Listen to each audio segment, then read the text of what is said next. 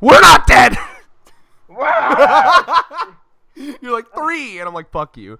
By the way, the original title of this podcast was going to be the Thurman's Not Dead podcast, but I've decided to change it to the We're Not Dead podcast. 1, because titling will make more sense and be more understandable to people. 2, because maybe making fun of Thurman's mental health crisis in the title of the podcast is in poor taste. And 3, because fuck you. 3, because fuck you. But he's our best friend. And it's the way he would want it, you know? Right. Also, I mean, it's been you have to make fun of your friends. It's been like 4 weeks. Get over it, bro. I've got over breakups quicker. Like, come on. I'm so kidding. So am I. So if you're unaware, you're probably like, wow, dead channel. Fucking losers. What the fuck?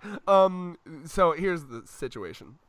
Everything, like this year has been interesting for our lives. We've all done a lot of evolving.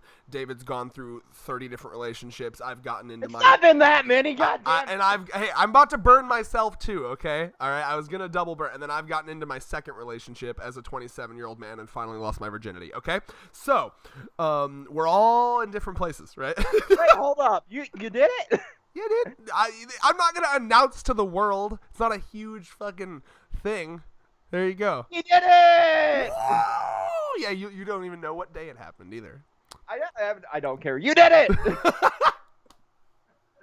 Yay. I'm proud of my boy. Exclusive announcement here on the podcast. Anyway, so this is basically how we're going to kind of keep in touch with you guys and keep the channel even slightly alive until Thurman is like doing well, because like, all joking aside, because you know, healing the world with comedy, I know that is, you know, that is what we like to do here, but Thurman is kind of going through it right now, to the point where like I'll just go like stretches of 4 or 5 days without hearing from him at all on any chat. So it's very like quite literally impossible to get him to be filmed right now. And obviously, I wouldn't want to force him. He needs to take all the time he wants. We've all done it before too. So this is what we're gonna do once a week. We're just gonna kind of get on here and bullshit for like an hour, 2 hours, 3 hours, whatever. However long it's organic. Yeah, and you're probably thinking, wow, guys, I love you guys, but like the hustle and bustle of capitalist exploitation worker life, I don't have any time to sit here and listen to you fucks ramble on about jerking off to hentai and watching Bo Burnham when I'm here for Dr. Stone. Well, I have good news for you, my friend. If you go down... Caught up. Yeah, you caught up. I did, just now, and then I jerked off twice. Anyway, so... What was I saying? Oh, yeah. Anyway, so if you just go down to the, probably the pinned comment as well as the description of this video, we're going to have timestamps for every topic. And David, I'm hoping, I have a document up now. I'm going to count on both of us to point it out. Like, oh, timestamp that, right? And that'll be down there. And if you want just a certain part of this video, ba-ding, ba-dang, ba-doom, click that shit. So, but this is going to be organic. It's not going to be structured in any way. We're just going to kind of talk as we would with people that we talk to. So, David, what have you been watching, reading, fucking around with in the last, like, 3 weeks since we did videos? So, like, I want to start with what has been, like, my live Twitter feed for the last, like, week and a half. Total drama. I've been re-binging all of that because I saw in my recommended feed, like, the best to worst competitions video from, like, Wicked Binge. What a great show. What a great choice. Yeah. It did fall off really bad for sure. So right, go ahead, sorry. Right now, like, I'm just ranting about eliminate this person. Yeah. I honestly, like, the first up until like All Stars was phenomenal. Hey, no. All Stars, like, the back half of it was kind of bad, and then Pocatello Island. Too much. And the Redonkulous Race. Oh. Let me just put this out there. My experience with Total Drama Island, I watched the first one, and then I think the next one was Total Drama Action, if I remember correctly. Was that season 2? That was season 2, yeah. You should probably know this, yeah. And that was, if I remember correctly, they were on like an abandoned film set. Yep. Yeah. So, and that one, I already thought that it like went down in quality on that one too. It was fine, but like it just wasn't the same. Yeah. And if I remember correctly, they brought back like mostly the same contestants too. They brought back the ones that caught the case at the end of Island. Gotcha. I just remember Owen was there. Owen's the fat guy, right? Yes, I love him. I It's been so long since I've watched that show. I remember. I highly recommend taking a week to watch it. Oh God, maybe. Well, we'll talk about what I've been binging later. But I don't know. I'm just gonna say I have very vague memories of that show. But what I do remember is a scene that for a long time I would think about and gag. And it's the scene when they're doing something involving pasta or spaghetti, and then Owen like shakes his dandruff onto a plate of spaghetti, pretending it's Parmesan cheese. And to this day, I think about that and I gag. That's how ingrained. Because I probably only watched that episode once, and it's still in my brain. He's like he's singing too. He's like on top of spaghetti. I remember that shit. Oh God, there's a lot of gross out humor in it. A lot more than I remembered actually. Obviously you had the bro fart jokes and stuff like that. But there was another thing that super interested me, and I love like going through different versions of shows. You know what I mean? Yeah. Did you timestamp the beginning of the Total Drama Island talk, by the way? No, that I didn't. Oh, I'm timestamping the where we end on that one because I have 30 minutes on this. You have the actual timer. Oh, okay. Let's just write down like 4 minutes on your document for that right now, and then I'll go back and get it accurate. But from now on, anytime we switch, yeah. Yep. But like there's two versions of the show technically. There's like a uncensored version that aired in Canada, where strangely Cartoon Network would cut like just like random words on that 4Kids shit. Yeah. I'm just over here like the word blank, like you're blanking me instead of because it's implying a swear word. Yeah. And I'm just like the randomness of this is kind of like akin to 4Kids, which is what got me down the rabbit hole originally. Is I was looking up like different because during one of our streams, Zangetsu and Luke were sending like the 4Kids versions of like different Yu-Gi-Oh shows. 4Kids went fucking mad with power. They genuinely gave me the vibe of people that were like, because a lot of their changes, it doesn't make any sense. Like it's literally just, I think they were just like bored. Like, oh, we got to make our checks somehow. Because like in One Piece, there's a sign on like a store that says book, and they were like, well, that can't do. Change that to books. Put an S on that shit.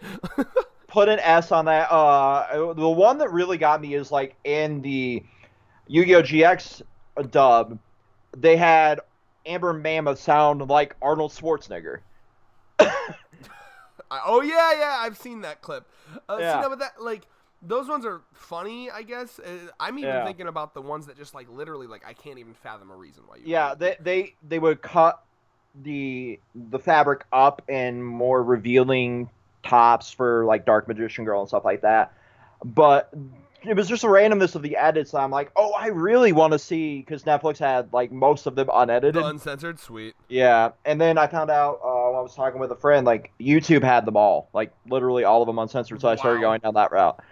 It's a completely different show for the first 2 seasons, and then they got more lax on the editing here in America for a lot of the later ones. It was just weird to me that they went to that lengths to edit what's basically Survivor.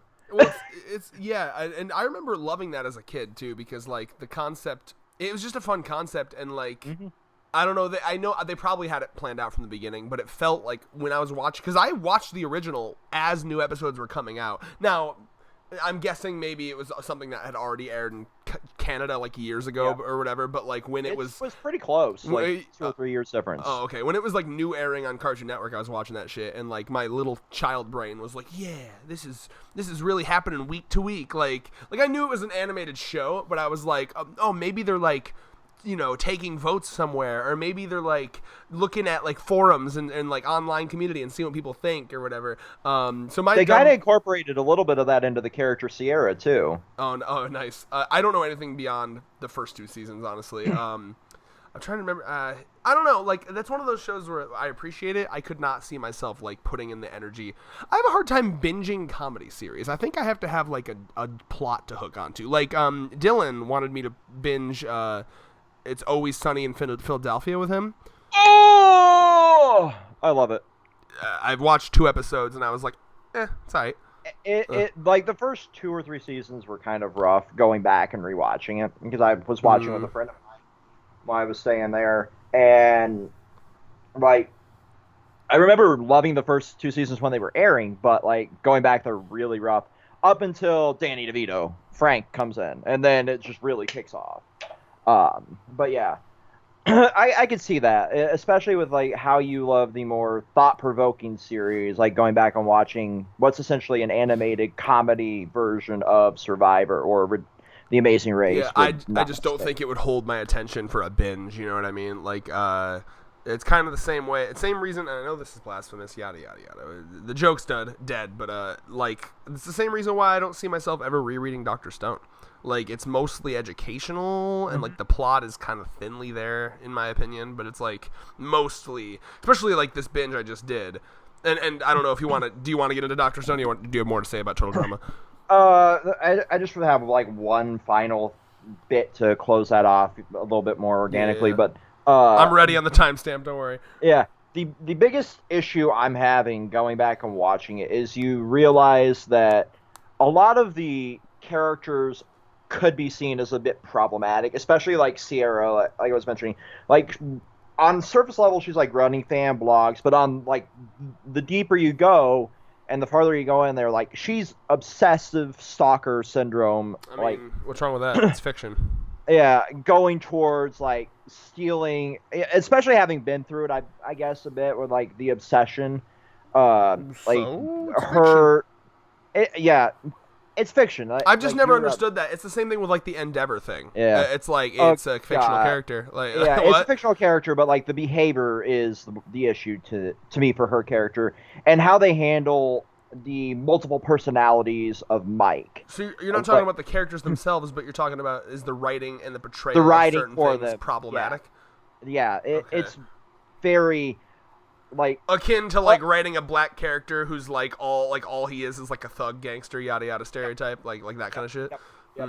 Yeah, you just worded that wrong because difficult for me to understand rather because I thought you meant like, well, I don't like this character, therefore like they shouldn't have written the way they portray it and make lighthearted of like the stalker syndrome that Sierra has with Cody, and how they handle like making multiple personality disorder just disappear with the press of a button. Like, oh, this is the chemical reaction. Like, now it's one personality. That kind of felt like shitty way of handling. That's fair. I think that shit's tough because like, usually I'm a big believer in like for comedy I'm willing to like forgive a lot of things. I give it a little bit more leeway. One, because it's comedy, and two, it's aimed at like anywhere from 12 to 15-year-olds during our generation, but to today's generation it definitely hasn't aged well in that the way it handles mental. Have you seen there's a guy named Quentin Reviews who just recently did an iCarly video where he binged the entirety of iCarly, like the original series. I've never really dove down iCarly, but and I also never really dove down on Quentin Reviews, but you never watched much of, so you don't really know much about iCarly then? No, I know that the dude that was in charge of that department, Foot Fetish, yeah. It's not super related that to what I'm talking about, but basically there's an episode, something he was bringing up in his videos, there's an episode where they are definitely like, it's kind of similar to what you're talking about, like a crazy stalker, but like even before she's doing like stalker shit, like she's definitely like autistic coded or like neurodivergent coded. Like, this is his words, not mine. And she definitely is, right? Like, she's like making random noises, running around, kind of like breathing awkwardly, mouth breathing, right? And he's like, kind of comes off like they're making fun of like mentally retarded people in this episode, and it kind of did, right? And so like, it is interesting because everyone's humor style is different, and you kind of have to find that balance. I think my go-to usually with humor is always try to punch up rather than down. So like, so it's really fun to make fun of Jeff Bezos because like, fuck him. Who cares if his feelings are hurt? He's got $1 billion. Whatever, he'll be fine, right? Yeah. But like, let's maybe not make fun of like a bum on a street. You know what I mean? Yeah. And the only exception to that rule, in my opinion, is if you're like really good friends with the person, like we did with Thurman at the beginning of this video. Yeah. So, any final thoughts on Total Drama before we move on? No, that was me wrapping that up. Just if you want to go watch it, it's definitely a mixed bag in aging. And the final 2 seasons is like torture. So Dr. Stone then. Oh, yeah, Dr. Stone. Timestamp for that. Dr. Stone, timestamp 1440. I've got it. You can write it down, too, if you'd like. All right. So, I just binged. What do you want to talk about? You start first. So my big, because obviously I've been streaming on Twitch, kind of doing my own thing over there on the Control Chaos Twitch, and Luke and I had this big discussion when they were revealing like what their plans were next after the split up, and Luke brought up like going to Europe,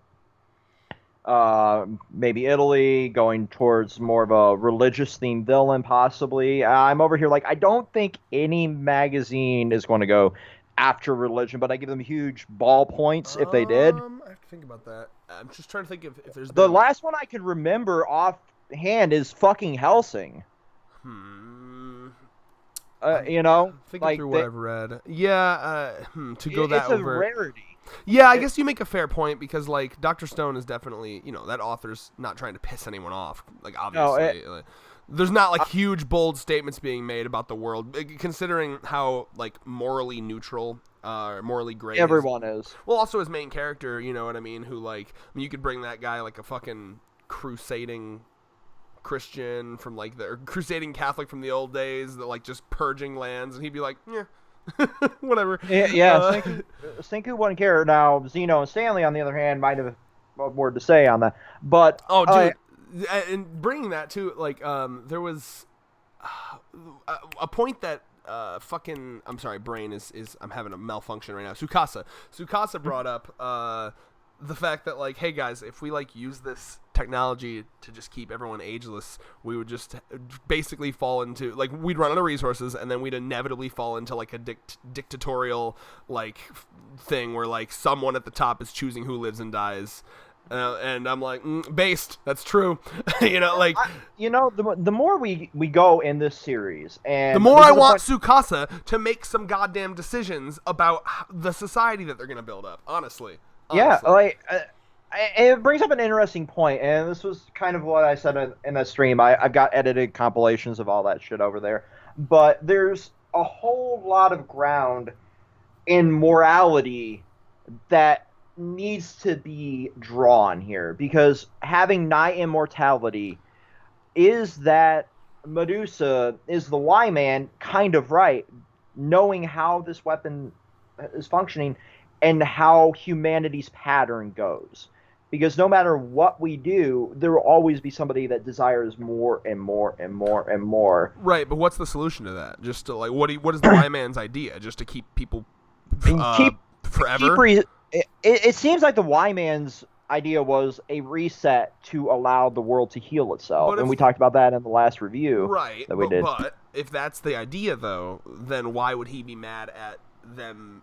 Because if hold on. A reset implies that eventually you let them live again, right? Mm-hmm. And like, I don't see why. To me, it's not like, oh shit, you guys got out of the oven a little too early. We need 1,000 more years. The Earth is fine. So if that's the case, why not let humanity build back up again? You know what I mean? Like, I think the idea behind the Y-Man here is the next generation. Like, once humanity starts to repopulate, that next generation will have learned, or will be learning, like humanity does change their views as time goes on. That would be kind of based if he gets up to the Y-Man and like finally, like, I would love it if the Y-Man, if they're challenging Senku on like a moral and like ideology level, if they're saving that for Y-Man, like he's the villain that finally does that, that'd be cool. Like he gets up there and the Y-Man's like, yeah, I've been watching your whole shit. If Tsukasa won and set up his little fucking like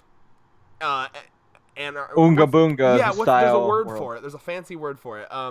Anprim, or like the primitive communism shit he wanted to do. Like if he won, I wouldn't have even interfered. But Senku, you have zero more. You just want to go right back to this, even though every scientist, every this, that, and the other thing showed us that we were on a careening path towards apocalypse, and you're okay with returning us to that status quo. And you're okay with that. That would be such a based conversation. I don't know if this manga's going to get that based, but that'd be cool as fuck. I don't think we're going to go that far, unfortunately, but it would be fucking phenomenally based. Honestly, and I love it. And I think it's really cool that how Tsukasa has kind of flipped in my mind, at least. Like, the more I'm watching this, the more I'm like, man, like, Tsukasa's like 80% there. Like, he's so close to being correct, and then he's just got some weird things. Like, I would love for Tsukasa to have a voice in like the societies they're going to build up. Yeah. And like I just wish I need to go back through the chapters. There was something he said in one of these chapters where I was like, kind of leaning towards Tsukasa being more of a leader here. Like he's on some correct shit, honestly. Yeah, I'm kind of torn between how far Zeno goes and how far Tsukasa is willing to go. Well, because Zeno, hold on. Zeno's just objectively evil. He said he just wants to rule the world. I mean, oh, come but on, he does have some good points. Does he? Are you trolling? A little bit of troll. All right. Zeno is literally unabashedly like, I would like to rule the world, please. Please give me the world, please. Mommy, I would like to rule the world. I honestly would like to see Zeno fully in charge of one of these camps to see how far they go. Isn't he in charge of the rocket one? He's in charge of the rocket, but does he really have any say while he's kind of... I mean, you're right. Everyone else is probably like hawk watching. They left Tsukasa with him too, didn't they? Yep. Yeah, Tsukasa will fucking eat his ass if anything goes wrong. I mean, it was nice to see his mini rocket unplug the fucking Suez Canal, though. We're gonna talk about that, but I do want to say, speaking of Always Sunny in Philadelphia, if you skipped to the timestamp of Dr. Stone, I mentioned it briefly earlier. He showed me 2 episodes. It was the We're Not Racist one. I think like the first one is like the We're Not Racist one, and then the We Go on Welfare one. Oh, fuck! Yeah. I think I forgot my train of thought. What were we talking about? Damn it! The rocket. Was I talking? No, what were we just talking about before that? Fuck! I had a good segue. Huh? We were talking about the rocket and Zeno being left in charge-ish. If either of those help. Fuck. All right, I lost it. Damn, that's really sad. It was something that happened in one of those episodes that reminded me of like how Zeno was going to be treated by the squad, I think. I mean, he's just going to be shit on constantly, unfortunately, because they don't trust him. They really don't. Well, yeah, especially again with Tsukasa, who's like kind of begrudgingly going along with Senku's whole plan. Like he's gotta hate Zeno even more. Like you know what I mean? Like not on like a personal level because they're all working together, but on like an ideology level. Like Zeno's exactly what Tsukasa despises: someone who seeks power just for power's sake, not physical strength power, but like like land power, controllership. Yeah, exactly. Yeah. Anyway, did you want to talk about the land to fucking air rocket? I never thought I'd be able to use the Suez Canal evergreen meme again, but that chapter, I'm like, I still have one of these like templates on my phone. I'm going to tweet that shit out. It's nice to see the shortcuts being taken, because we're in that, like, we have low fuel. We're not going to be able to take the long way around. But this also leads to a potential for, more danger because this is a shortcut that hasn't been utilized in nigh centuries, Yeah, for sure. Well, how did the most recent chapter end? Are they just like going through now, or like what? They're just going through. No, they met Ryuse's brother. They met. Yeah, Ryuse's brother. Yeah, his Indian brother, who's like, please God, leave me alone. Who's also suspiciously white. Well, I mean, they obviously, of course. They could have given him a little bit of tone for being an Indian. I'm pretty sure, man. I think that was part of the joke I was gonna make with the Always Sunny reference, because, like, I swear, something about I saw somebody tweet out like just a light shade of. Oh yeah, of course. Yeah. Yeah. No, I agree with you completely. In fact, like it seems like they were trying to give themselves a cop out in the chapter itself, where they were like, "Oh, he's like half Japanese, half Indian, so like his Indians barely shows." Yeah, it was a little bit of a cop out, which is unfortunate. Well, at least they didn't give him like a dot in the middle of his forehead. Oh, it's like super. I'm going back to the episode in Family Guy where fucking Peter tackles somebody for having the dot. That's a classic Family Guy joke. But thought it was a sniper.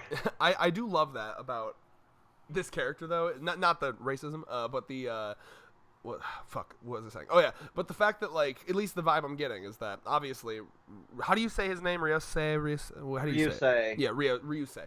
That the fact that Ryusei, of course, was like a child prodigy CEO of like a massive corporation. Oh yeah, that's another reason. I remember what I said fucking Tsukasa needs to be in charge for. Because like there was a moment where Ryusei is talking about, because they're like going along all across all the land, getting all these fucking minerals, getting hella rich, literally owning the current. They have monopolistic control of the currency of the world at the moment. And like he's like, yes, I'll be making some major gains to my corporation when we revive society. And I'm over here like, can we please not bring back corporations, please? Right? Like, please, Daddy Tsukasa, stop him, please. Communism. Yes, just a dash, just a tiny sprinkle of communism. Not full. It's fine. Just a little tiny bit. Maybe hey. Just limit your business to like a tiny one, please. Also, like in the currency, it was like there is definitely like favoritism amongst the cast. Oh well, yeah. I mean, I imagine I imagine that the currency is sorted out based on like level of importance of the squad. But let me go back to that. What chapter was that? 202. It's recent. I got the curry for them, right? Yeah, because they just like revived some random fucking. Oh yeah, I found it. So it's the 500 Dragos is the old man carpenter. 1,000 Dragos is Chrome. 5,000 Dragos is Suika, which is I have to assume. You know what, that makes sense. She's got some MVP status for like basically being the single reason that they're all alive now.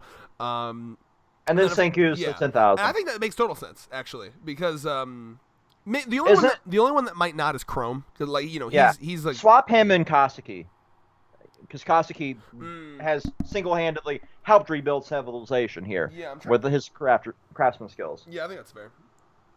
But I also love in this chapter as well. Hold on, I'm trying to put my glasses back on. I had to wipe some water from my eye because whenever I yawn, my fucking eyes water. It's a nightmare. I don't know if this happens to anyone else. Okay. God damn it. Now the headphones are falling off. I'm a mess. I'm falling apart. Okay. And now I spit on the mic. Okay. I think we're good. All right. Test. Wipe that mic down. All right. So I also love, too, that it's just one of those, like, God damn it, humans are so stupid. Can you stop being stupid humans moment? Where they're literally like, hey, we're not here to rule over you. Oh, no, that's what they say. Wow, you guys are really, really fucking awesome. Because anyone else in this situation would, like, come here and act like gods and just, like, try to rule over us. And by the way, that's exactly what Xeno would do. Don't get it twisted. Yeah. And so, like, they're like, wow, that's pretty cool of you that you don't want to, like, rule over us and shit. And then they immediately bow to them. I'm like, what are you guys doing? Even they're like, all right, I don't know why you're bowing to us. Like I just said. Yeah, it was a bit weird. No, I mean, it's either weird. It makes... How to put it? No, I think you're right. I think you're right that it is weird because it's just like, I think tonally it was a strange decision to have them bow. Like, I get it. They're trying to thank them, but like, I don't know, shake their hand or some shit. And maybe I'm being like accidentally racist. Is this some shit Indians do? I don't fucking know. But like, let us know in the comments if. Let us know if I'm being racist. Thank you. I just don't think that was a great choice for the theme they were going for.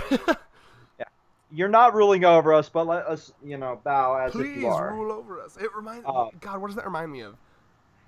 Not like the Misi. I swear there's like one of those. The episode where like Rick teaches them like flipping him off is maybe. Hello. There's a show that I feel like there's an episode of some sci-fi thing where like the creatures are just desperately want to be ruled. That sounds so familiar. You know what I'm talking about? It does. It does. That's all they want is to like be servants, like kind of Meeseekish, but not. I don't know. I'm blanking on that, unfortunately. Yeah, either way, it sounds familiar, but it was just comical to me. I laughed at that. They got olive oil. That's exciting. That does make pasta really good. Mm-hmm. Yeah, I mean, spice and oils definitely important, especially as a trade commodity. What else? I did like seeing Francois, whatever the fuck, non-binary king/queen, fucking non-binary legend rather, being excited over something finally for the first time. Like, I know we've seen emotions from them before, but like I really enjoyed like, oh god, I need it. What do you need? What do you need? Olive oil. Olive oil. Love that. That's queen king shit.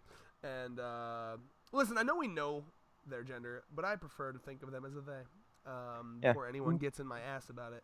Let's see. They definitely give off they vibes. But The last thing I really want to talk about, Last thing, bitch, we got so many chapters to talk about. Do not fucking limit me to something that would be less than the span of a normal review. What the fuck? No. The last thing that coming to my mind No here rushing, sir. That's all I'm saying. Anyway, go ahead. like, and I definitely do want your thoughts. Is like, now that we're going to Math City, and we know that like the trajectory and the programming of the rocket's the actual goal. Are we getting into some like Elon Musk shit here, where like they're gonna have the normal civilians mining for like circuit boards and shit? Do you think Dr. Stone will go that dark, or do you think they're going to just be manufacturing it themselves? I mean, they have different teams doled out to do different things, obviously. I don't know. I mean, I think what you're asking is a lot of it's going to come down to, because what you're talking about essentially is like, for us based legends over here that understand like class issues, is the portrayal of how they set up their society going to be awkward. And I think that a lot of that's going to come down to the end of the series and how that looks, because I think obviously there's only so many people that can fit into a rocket and do all that shit. Yep. So I think that it's fair that, you know, we're all working towards this goal to bring society back to normal. What really is going to matter is not who's doing what work and who goes to space, but rather how many people reap the benefits of the rewards, right? Which is why I hope that we kind of see Senku have his morals challenged a bit, because like, yeah, if everyone's working and then we just return to like a hierarchical system of like, well, what did you work to get back? Well, you know, we're back to me being homeless under a bridge and working at a Dollar Tree, you know, for 60 hours a week to feed my kid. You know what I mean? Like, is that what we want to return to? Or can we maybe make society a little better after we defeat this moon guy? Because really, it could look very bad on Senku. If Senku does all this, uses all the work from all these people, society returns, Senku gets like 1 million Nobel Peace Prizes, and he's got like enough grant money to do any science thing he wants. He's achieved his dream career and all that shit, and everyone involved in the main cast gets all their shit, and then rando background extras just like go back to, you know, working at Dollar Tree. That would be a little unfortunate. So yeah, I agree. I think that's really going to come down to how they do that, which is why based communist Tsukasa has to come in and fucking sweep shit up. All right, let's go. Yeah. There's definitely going to need to be, you nailed it, like we're going to have that morals challenge, because to achieve their goals there is a level of exploitation that's going to need to take place, you know, be it the land itself or the labor itself. But once we get past that, there would be no need for that to continue, you know. Mm-hmm. And once we get past that, who's in charge of what city and whose desires outweigh whoever's there is what's going to be the biggest issue, I think, for the series and its endgame. Well, the thing with Senku as a leader has always been very good at this. Like in his own little small group projects, you know, I think he's very fair with the work he does. He's not like, you work harder, peasant, you know what I mean? The problem is that he's not thinking about, and like Senku's a smart guy, but I do wonder, you know, his smarts is like book smart shit, but I wonder how aware he is, and this is probably getting way too deep for a Shonen Jump manga, but like, how aware is he about the injustices of society? Because really, the entire world is built on exploitation, and blood and genocide, and Bo Burnham reference. Anyway, and basically, you know, like, he's got to realize that and know that, like, all this metal, like, everything he's teaching them, like, yes, humanity, we're so powerful, look, all this stuff that we can build and it brings us this, but in our world, in our time, all of that is, most of that is, you know, gotten by underpaid factory workers in like random third world countries that like have to put suicide nets around their fucking factories in order to stop like Amazon. Amazon, I don't believe, has suicide nets in America, at least. I don't know if they have plants other places. I know they have depressure chambers, like for people that are having panic attacks. Have you read about that? I did. I have my own thoughts on that, but no, like, the higher you get in the facility, the more nets they have as a safety level. But now they've started installing them, at least in some plants, because people were just jumping off of the buildings.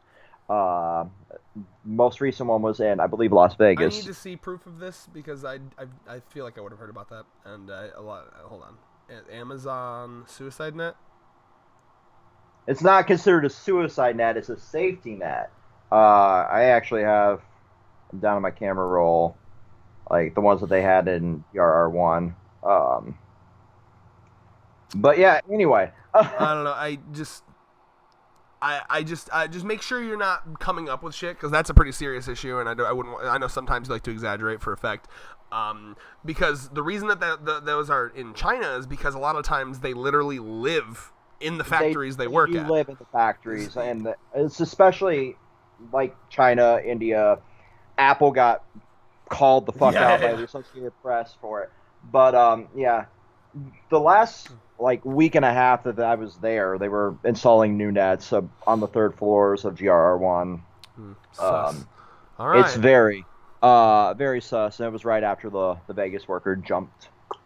But yeah. So Rick and Morty, or do you want to continue on? Let Dr. me see Stone? if there's any more Dr. Stone to talk about.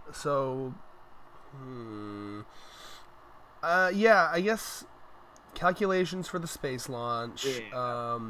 I'm just kind of scrolling through it. Is there anything else you can kind of riff about while I just kind of scroll through all these chapters? So, do you think in the end game for Dr. Stone, and I'm talking very end game, we're going to get closure for the stuff in the Byakuya reboot? Because this was a conversation that was in our Discord this morning. Remind me what you need closure for from the Byakuya reboot. The robot itself and like its path. I should probably read the Byakuya reboot. You really should. And I know you have the volume. Next time I come over, I'll just fucking read it. Yeah. Because its sole purpose was to be there for when Byakuya himself returned. So this robot was going around completing the same tasks over and over and over again, trying to repair the space station. Oh, interesting. Maybe. Because where was the space station that they launched from? Was it like it was NASA America, right? Yeah. So I believe it was America. That's Florida. Cape Canaveral, I believe. Yeah, because JoJo Part 6, there's like the final boss battle that takes place there. In JoJo Part 6. Have you read JoJo Part 6? It's been a while. Well, yeah, because, dude, it's so good. I really do need to go back and reread 6. And I don't know why people shit on 6. It's easily my favorite part. Because it's not just... It's the weirdest one, and I like it. I love weird. I thrive on that shit. But anyway, but yeah, like, the robot itself, you know, Senku being Byakuya's son, would there be, like, a touching moment, blah, blah, blah. Because the robot, you did see, like, at least a version of it early on in the flashbacks. But would it have lasted that long? I highly doubt that. Like... Yeah, that's the thing. Everything, so even like huge, massive buildings aren't even like in sight anymore. You know what I mean? Exactly. I wonder if like part of it would be there, and Senku would recognize like, oh, that's my dad's handiwork. Did it talk at all about like what it was made out of? Like was it made out of some shit that could have lasted thousands and thousands of years? Because I know in these, it was. If I remember correctly, it's been almost a year since I caught up with Dr. Stone on stream. I remember it repairing itself too near the end, so it was kind of reaching that. I suppose if it's like on that sci-fi shit where it's repairing itself, and was it like solar powered or some shit? It was some sort of ridiculous battery solar bullshit. It was leaning more into the sci-fi of Dr. Stone. I suppose maybe. Yeah, I don't really think we're going to like see it functioning. It'll be they're drifting in space probably, and Senku will have that moment. Oh, it was in space, not on Earth. Yes, it was in space. Oh, well, that changes a lot of things actually. Yeah, it was repairing like the space station itself that they launched to when Byakuya came back down. So you think they would see it while they're going to the moon? Going to the moon and be like, oh, there's this where my dad was, kind of telling the rest of the cast, that story of this was what my dad did.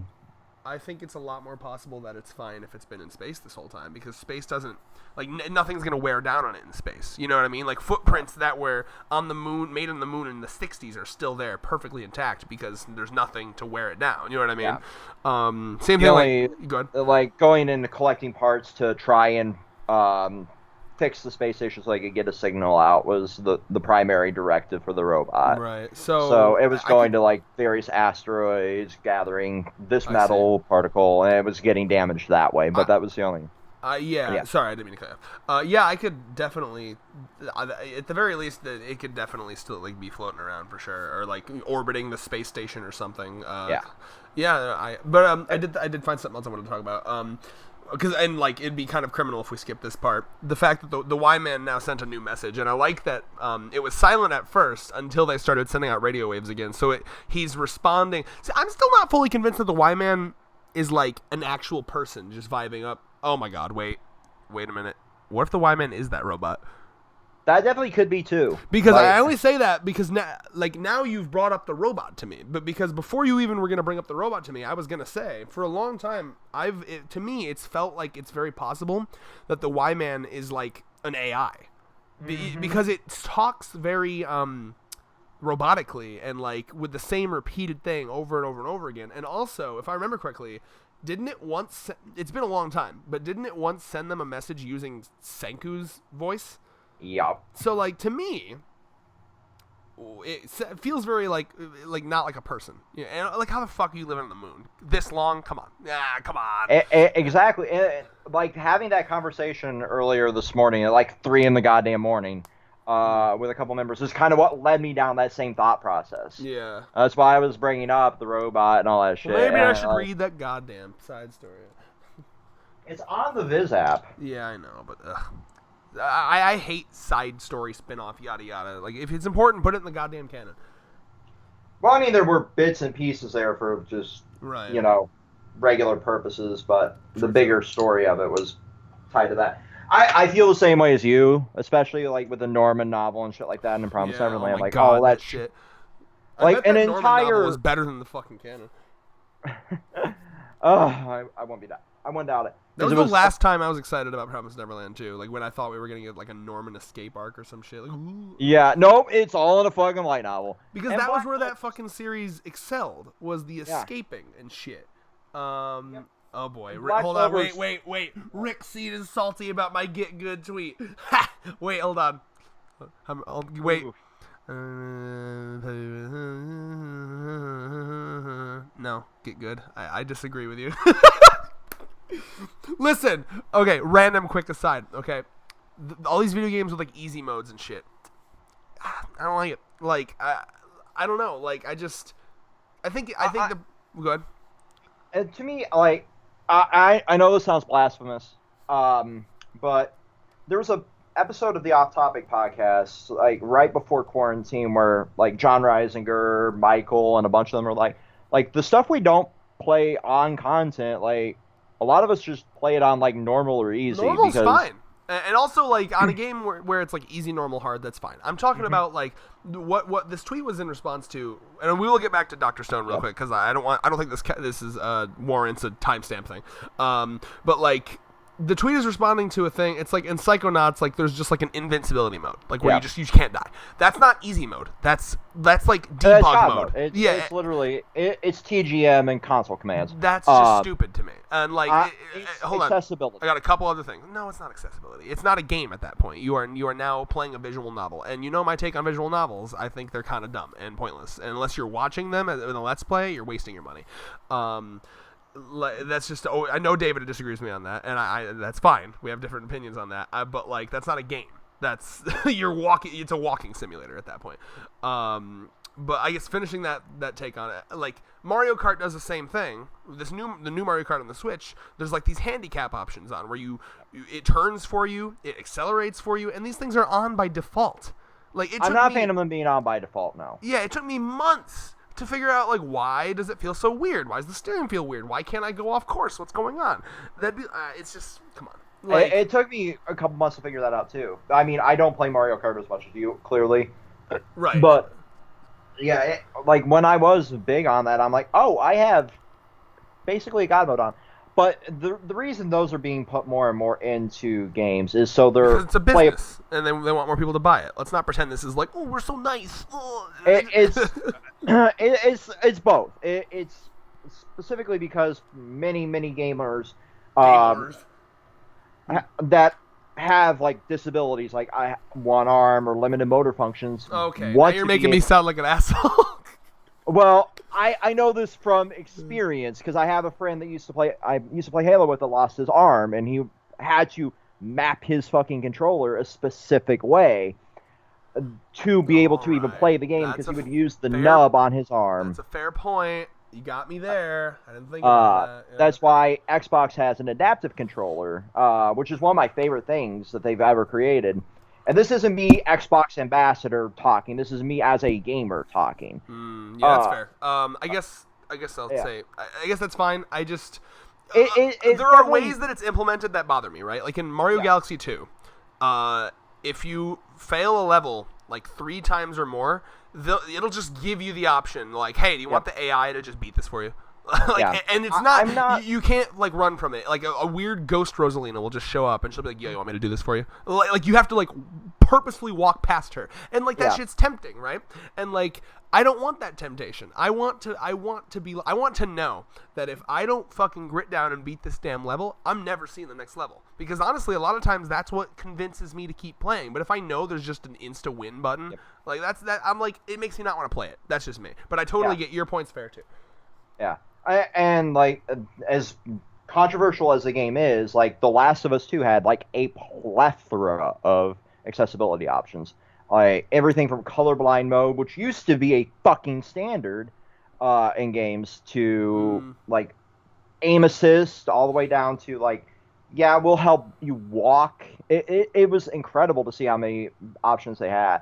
But yes, having a God mode like there, I'm not the biggest fan of it as a gamer, but as somebody that wants people to be able to play a game, I fucking love it. I just hope it's not one of those things where it's like, okay, here's my workaround to that. You should choose that.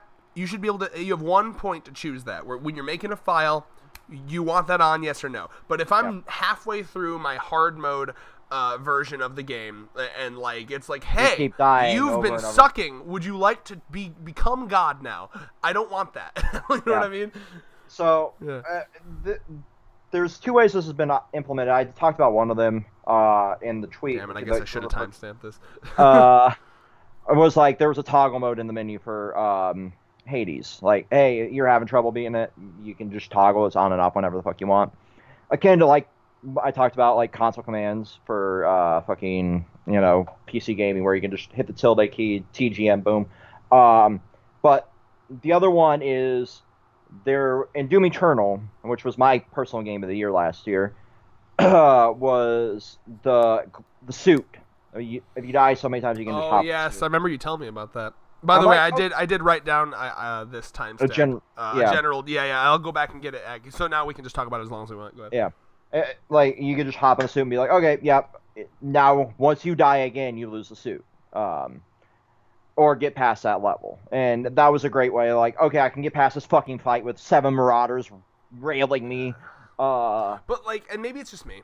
I'm a big fan. I'm a big believer in every aspect of my life. I'm a big believer in like delayed gratification, and like, you know what I mean. Like, a good example is like when I would go to like an all you can eat buffet, I would skip breakfast and lunch just to enjoy that all-you-can-eat buffet more. Some people will be like, oh, I'm so hungry, I can't wait. It's the same thing in video games, right? Like, I want to be pissed for 7 hours because I know that when I beat that shit, it's going to feel so much, it's going to be like, way more fucking satisfying than, like, pushing a button and being like, oh, cool, that level's beaten. I walked through that. Yeah.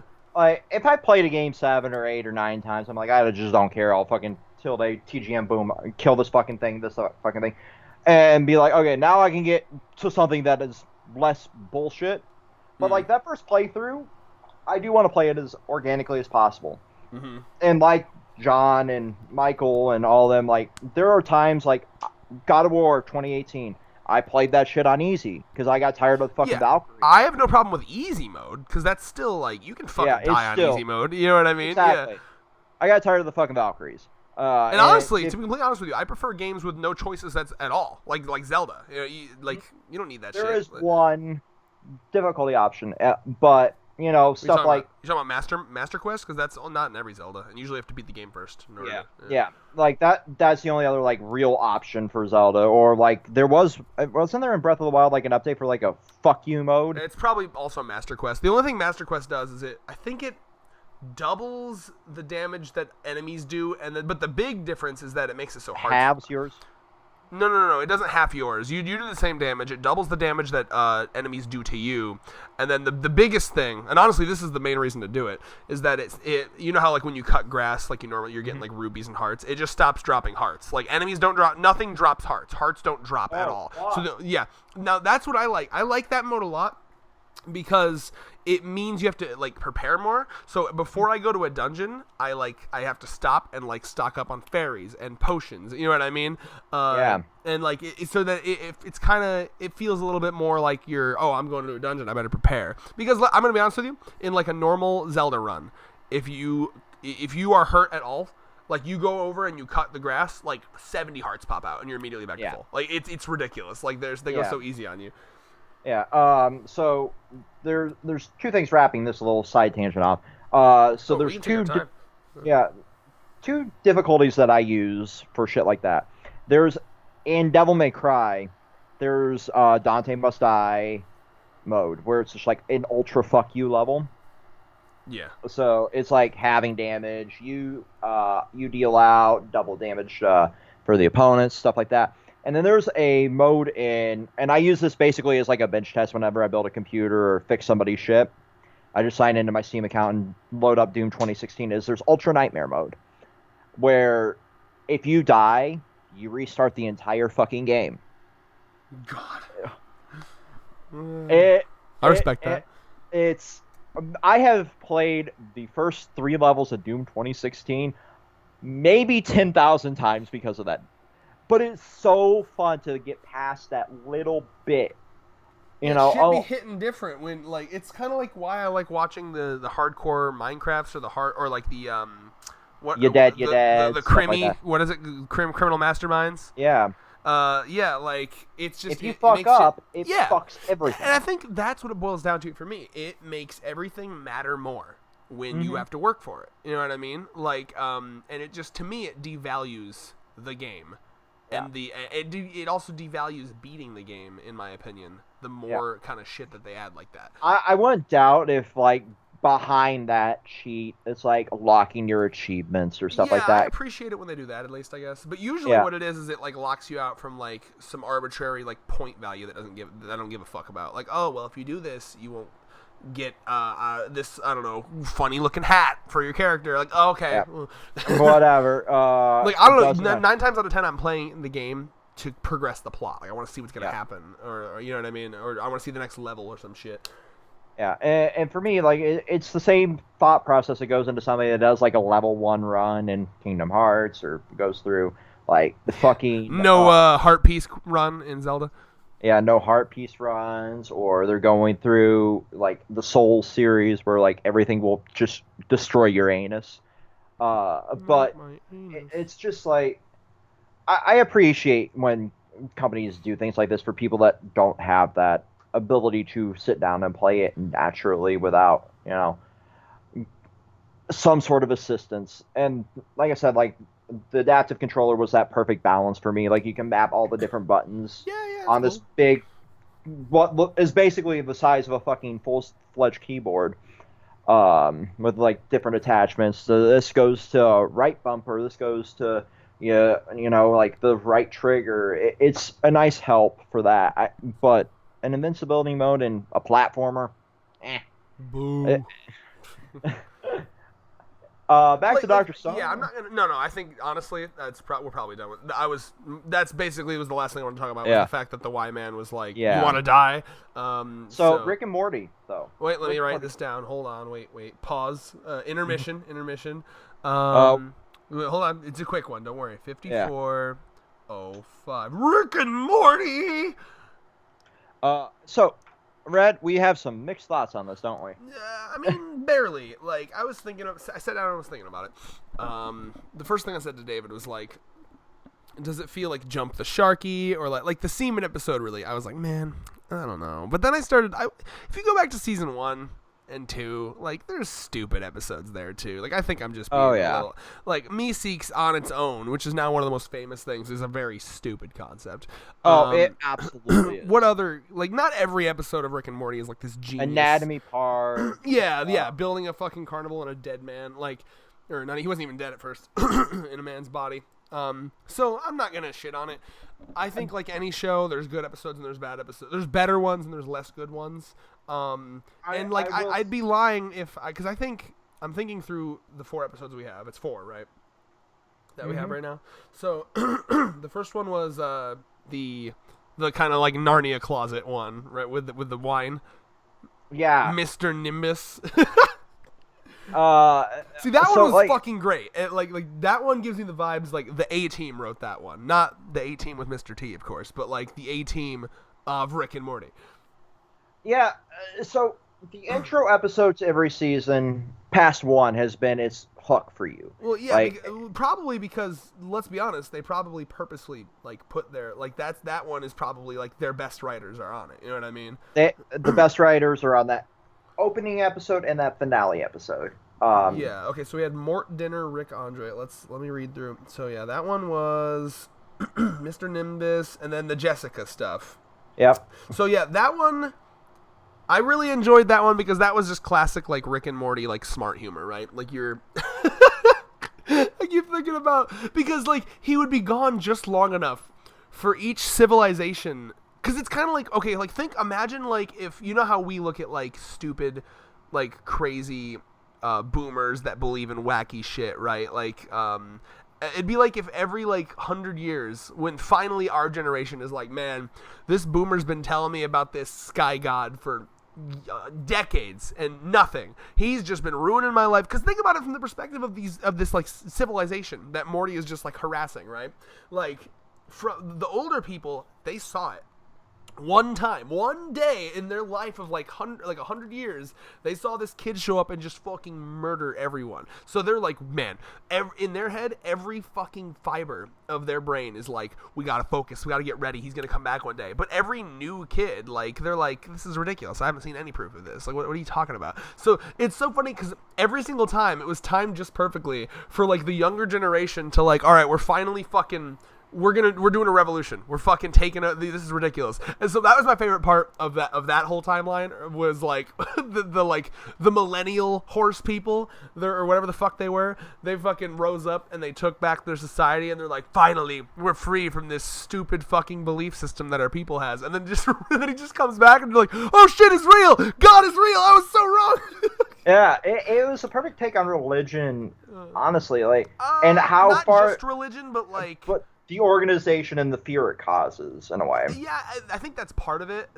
That mixed with like generational strife, right? Mm-hmm. Like the fact that, like, you know, and it helps me put my shoes into like, or put my feet into like some boomer shoes, right? Because like from their perspective, they remember crazy wacky shit like World War II and conservative values, and when women couldn't show their ankles without being labeled a slut, and so like, you know what I mean?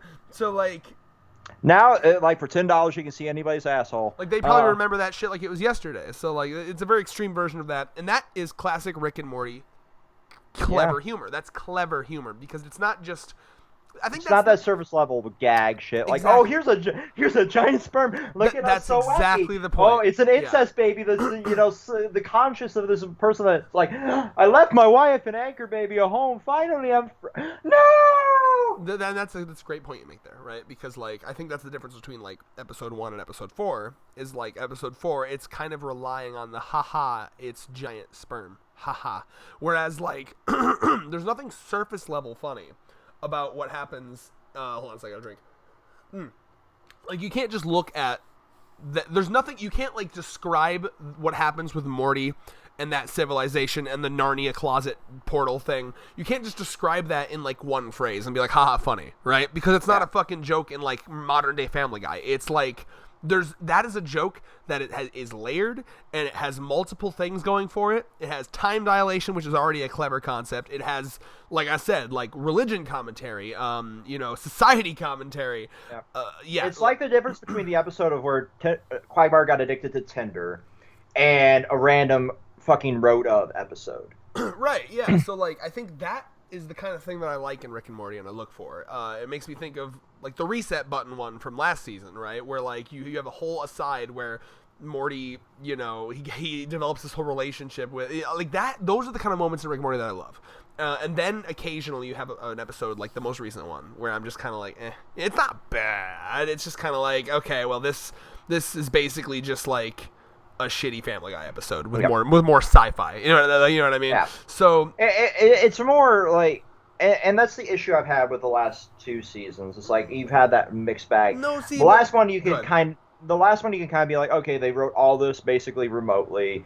You know, they were doing all sorts of, and this was the same concept I have with a lot of content being produced during that year. It's like you have that, and this is on the cusp of that, basically, like the last half year to now, storyboard, the script, and all that shit. But Rick and Morty's not going to have that, like, okay, this was produced during the COVID times, excuse forever. So, and it needs to get. You can have bad episodes, but you can't have 6, 7, 8 of them out of the 10 to 12. So, yeah. So, basically, I've been trying to think about this. I don't think it's fair, because I thought this at first. I think it anymore. I don't think it's fair to, like, say that it's, like, lowered in quality, because, again, you go back to, like, Season 1, exactly. Season 2, there were plenty of fucking stupid ones, you know what I mean? They're not all bangers, but, like, the ones we remember are, like I'm thinking of, like, an OG Rick and Morty episode, like, you know, Goodbye Moon Men, you know what I mean? Yeah. Like, or yeah, like, the Blitz and Shits one, where they're, like, they're going through the mind of the exactly right you're playing, I don't remember what the game was called. These are you know, went back to the store, and I think this is this is kind of the main issue with, like, a show now that's popular and they have to make a million episodes. There's gonna be ones that are, like, amazing. They can't all be good, right? Because exactly. And I think this is my issue too with shows that aren't, like, following a plot line but rather doing a week-to-week adventure. Like, I'll be honest, I don't know how it would work, but I wish that they did a bit more, like, continued plot shit. And I think that's what I thought they were gonna do. The end of season 2 was the most hype I ever was for Rick and Morty, and I think everyone agrees with that. And then they wrapped up that entire thing that we thought was going to span seasons in one episode in the beginning of season 3. You know what I mean?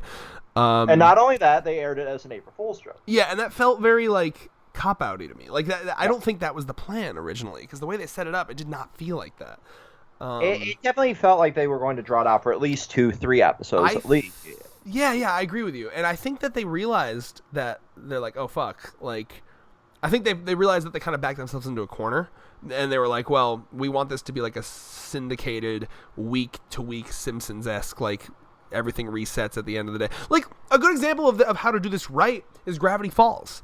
You've seen Gravity Falls, right? Yep. So you remember how in Gravity Falls, like, yeah, it's like a week-by-week thing, but shit changes. Like, they don't do that because there's a rule in The Simpsons where it's like at the end of every episode, no matter what wacky, crazy shit happens, everything has to return to normal by the end of it, so that it can take place at any point in the timeline. You know what I'm saying? Yep. So like even if Homer Simpson becomes a Mr. Plow, he has to lose that job and go right back to the nuclear plant by the end of the episode, because everything has to be normal for the next episode. You know what I'm saying? Mm-hmm. Whereas Gravity Falls, they were very careful to make sure that shit changed, right? Like, oh, he met the Manatar, and now he's gonna mention that. Oh, Mabel's scrapbook has every, like, guy she's tried to date throughout the summer, and she mentions it. When she meets a new one, she says, ooh, but those other guys, that guy, I just met a zombie last week, you know what I mean? Like, everything is remembered. And like, I feel like with just a little bit extra effort, they could do something similar with Rick and Morty.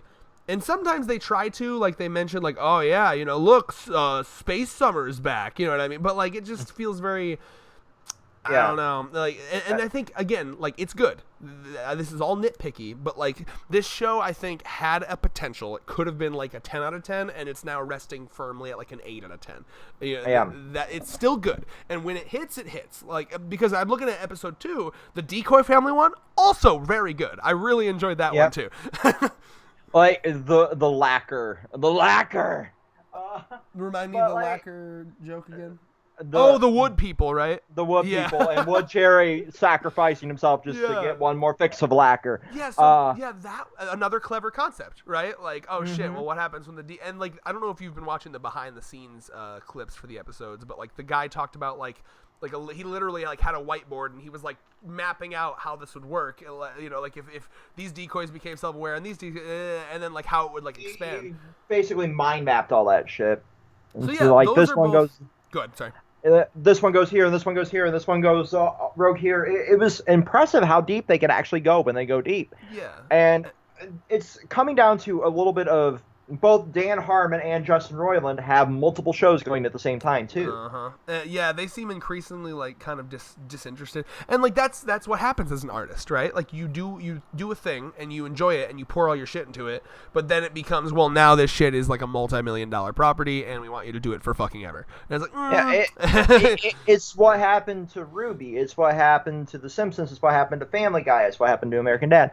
Like once these properties become so big, you start to disassociate from them because you're like, if this fucks up, this is on me, and everybody's going to come and shit down my throat if I don't like it. And you see it more and more, you know, now that Seth MacFarlane has basically detached himself from everything that he writes besides American Dad because it's not on national, you know, basic television. It's behind the walls of cable. Yeah. Whereas Family Guy and the Cleveland Show, once it failed, everybody's like, "Oh, you failed over here, but you brought him back into this," where all of it's basically one fucking universe, and it was from the start. Like the plot from the Cleveland Show to launch was like him moving out of Quahog, making it all one shared fucking universe to where Cleveland could come back and be in there. Or The Simpsons, you know, the creators from that, Matt Groening, wanting to do Futurama and now Disenchantment, and being completely drawn from The Simpsons. Like, it should have died. Oh, for sure. And like, as I'm looking at this episode list, this season has been declining in quality as we've been going. The first two were great. I think the Captain Planet one was all right, and then this recent one is like my least favorite, right? Yeah. And like, we had that last season too, like when we were reviewing the first couple episodes, like. Oh, and I'm positive, just to clarify, I'm sure that like there'll be a mid-season or final season thing that blows our minds, because there's always at least one. You know what I mean? Like the Citadel one from season 3. I'm sure there'll be something huge. But yeah. Anyway, go ahead. Well, I was getting at is like the first like 2 were pretty good. The second 2 were just mid, to put it in like our terms. Like the Gladiator, Thunderdome ship. Oh God, was that the what the hell? The Mad Max one. Yep.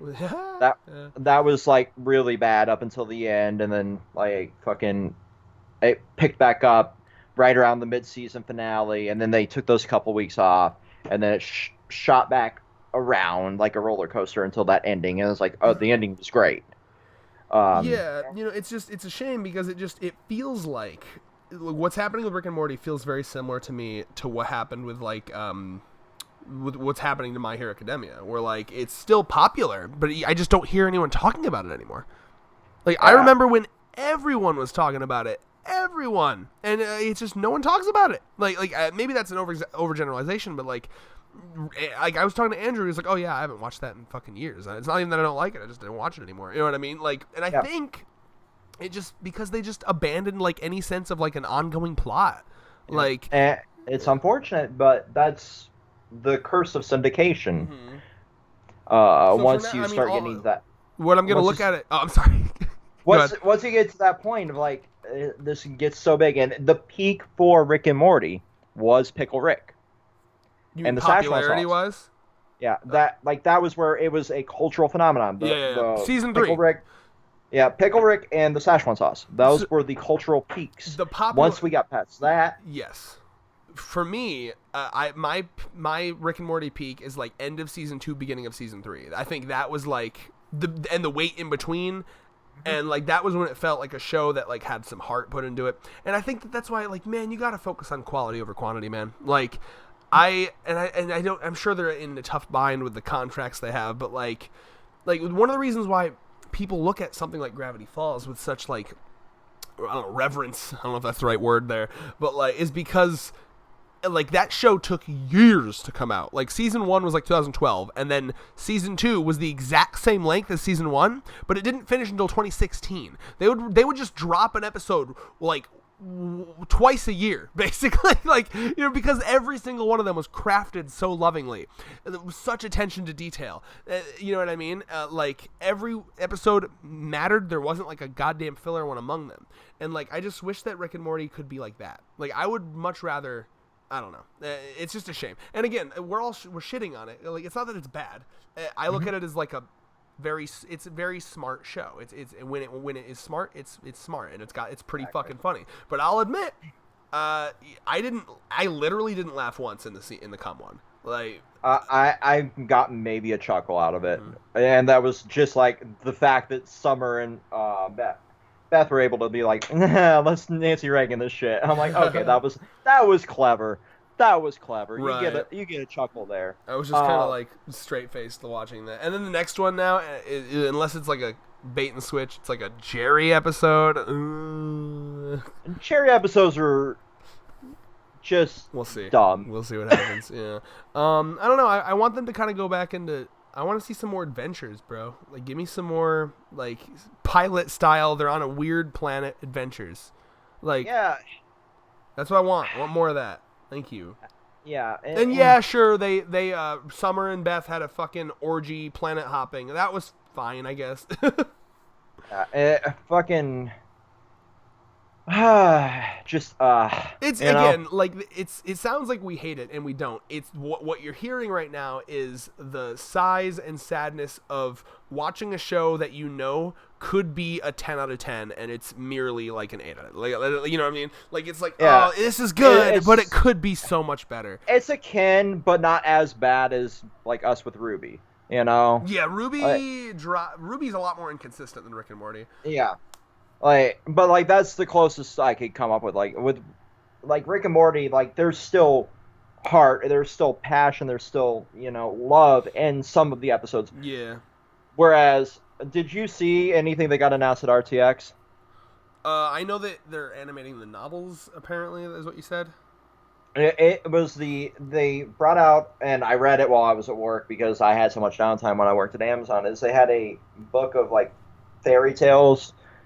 Kind of like the World of Remnant stuff, where like more of the lore was told through that, and they're animating that as a spin-off show. They're making a fucking video game.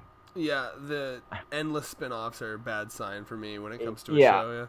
Yeah, exactly. That's the point I'm getting at. It's like, you've commercialized this, and I get why it's your golden cow here, but when you put less and less heart into the main project that was so passionate at one point, it makes your fan base disenfranchised.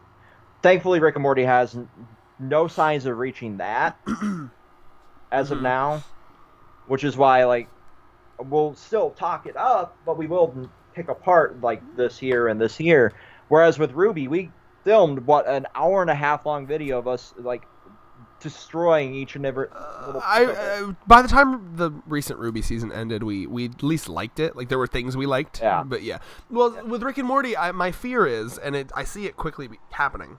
Rick and Morty, it feels like it's becoming Doctor Who, and what I mean by that is what Doctor Who kind of has been for a long time is, and now it's even worse. So not like super bad Doctor Who, but like recent Doctor Who was like every season you could expect about 3 or 4 great episodes, and the rest of them would be okay or garbage. You know what I mean? I don't think there's ever been a garbage Rick and Morty episode, but like we've gotten some like ones, and I just I think I'll be curious to see towards the end of this season how many I would classify as So far, like I said, the Captain Planet one I didn't mind too bad. There were moments in there that I was like, okay. But then like this recent one was like a full. It had a very interesting premise of like how far Morty had gone. Well, like and I actually kind of shipped them. Like towards the middle, I was like, this is cute. Like they did a good job at making me like, oh, this is like a good different outlet for him. Like now he's going on adventures, but they're like good, and he's like helping the world and the planet instead of like just getting used by his grandpa. I really enjoyed that, and I kind of actually shipped them. And it was so sad because like, what was her goddamn name? Planetina or something? Yep. Like, she was so close. Again, much like Tsukasa in Dr. Stone, this close to being based. This close. I was like when she's killing coal miners, I was like, you're so close. It's just don't kill them. Go to the executives. Unironically, this is gonna be the most canceled thing I'm ever gonna say in my life. You just redirect that Molotov you threw to like ExxonMobil's like corporate office. Golden. Ladies and gentlemen, red is no longer. Listen, I would never do that in real life. But you know, and I would never condone that because I wouldn't want any of my lovely viewers to be arrested or killed. But if millions of people all at once happened to start walking that direction to do that, and you just wanted to join the mob, sure. You know? Listen. Because, that's the problem with...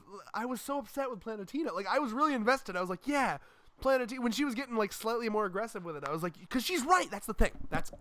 It sounds crazy, but she's right. Like, I don't know if y'all realize how bad climate change is going to be. Like, by the time we're hitting 60, it's going to be pretty... Like, we see it. Like, the ocean on fire thing, the every summer, record droughts, record heat. Like, by the time we're 40, 50, we're going to be seeing wars over water. We're going to be seeing... people like 100, I think it was like in the hundreds, 200 something around there, people died from heat over the last week in America in the West Coast. They just died because it was so hot. It was 113 in Death Valley. I saw. Yeah, and like now we're talking which is about, do you know what, uninhabitable. Yeah, do you know what the wet bulb temperature is versus the normal temperature? No. So I learned about this from Hank Green on TikTok. I'm assuming you've seen his TikToks before. I've seen a few. Yeah. Educate Me, Daddy. Science Daddy on TikTok. Yeah. So he was talking about basically the wet bulb temperature. You know, like a classic thermometer, like the it's like glass, and then like there's mercury in it, and it raises and lowers, yada yada. Yeah. Basically, you use that, but you wrap the thermometer in like a wet piece of cloth, and then see what it reads after that, and it lowers it drastically, right? Because obviously.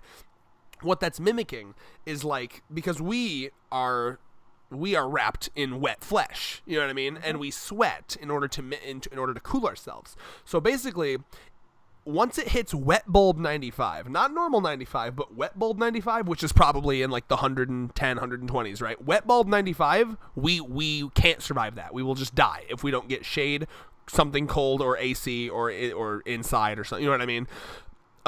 So we're gonna in the future, because like, you know, that doesn't we like, think about us in Michigan, we very rarely go over 100 degrees, but like 20, 30 years from now, it's gonna be the regular, like 2-3 months of the year in summer, you're gonna be having 110 days. And think about, like, this shit honestly terrifies me. Did you see in New York recently, the mayor was like, hey guys, try to limit your AC usage because our power grids can't handle it. And then the same was going on in Texas. Right, and then Times Square with all the lights and like crazy shit, that's all still running. Not a single thing shut off. At businesses, big businesses, you bet your ass they didn't have to turn off their AC. So this is what's going to happen. And you're going to have this, like, oh my God. You're going to have moments where they start mandatory, like forcing you to shut off your AC. And then people are going to try to like storm like grocery stores. And then they're going to like call the cops like, oh, we got loiterers in the grocery stores trying to survive using our AC. Homeless people are going to try to fucking go into grocery stores and they'll probably be shot. Like, you're going to have people dying out in the streets because it's so hot. And like a desert in like a movie where people are like, please, I need shelter and water. Like, this is going to be bad in like 20, 30, 40 years. So when I see Planetina talking like no like because Morty clearly doesn't understand, like, I get where he's coming from, but like Planetina's kind of right where she's like, no, shit needs to stop. We tried doing the voting, we tried doing it through politics, it's not happening. This is literally life or death. So she's right, she's just attacking the wrong people because they just like Morty said, they're just workers, they're just trying to, they just need the job, you know what I mean? So and that's really all they can get. Yeah, and it's depressing because she had the power. She could have actually changed the world if she was just like that. It's so unfortunate that she didn't just storm right up. Imagine with her power if she just stormed into ExxonMobil, Shell, the president's office, anything, and was like, all right, you're doing this. Like, literally, that would be if she went to every world leader and, like, froze their fucking nuts and said, I'm not thawing this shit until you fucking pass some climate change legislation. How did you not think to do that? You went to killing coal workers? Like, come on. And the only reason they did that is because either they aren't based enough, or they know that they would lose all their advertisers if they actually went after, like, oil executives. Part of me wonders, like, who sponsors, because exactly. Cartoon Network's part of Warner Umbrella. Yeah, you know, comically stupid. At these days, like your average Gen Z, like, middle schooler knows that it's the corporations doing it. It's exactly. It was a bizarre choice, but from a perspective of, like, we need to keep our show on the air, I'm like, okay. For sure. It's, yeah. So you've been binging Hanako-Kun, huh? Oh, let me write it down. Hold on. Okay. 120. Exactly. Hold on a sec. 120. 121. Oh my god, there's too many numbers. Give me a sec. 120. 00. Bro, guys, listen. There's this manga called Toilet Bound Hanako-Kun. I'll be right back. No! Like 3 seconds. Where are you going? I gotta take a pass. Take it quicker. It's just you and me, guys. It's just you and me while he pisses. I'm not talking until he gets back, so just vibe. Just use this time to check other tabs, you know, figure out what's going on with your life. Maybe see if your Dino Nuggies are ready, your great value brand Dino Nuggies from Walmart. Do you have a Walmart where you're at? Yo, Jacob, you probably didn't watch this far because, you know, you abandoned us. I see how it is. Fucking. You continue this parasocial relationship with us right now.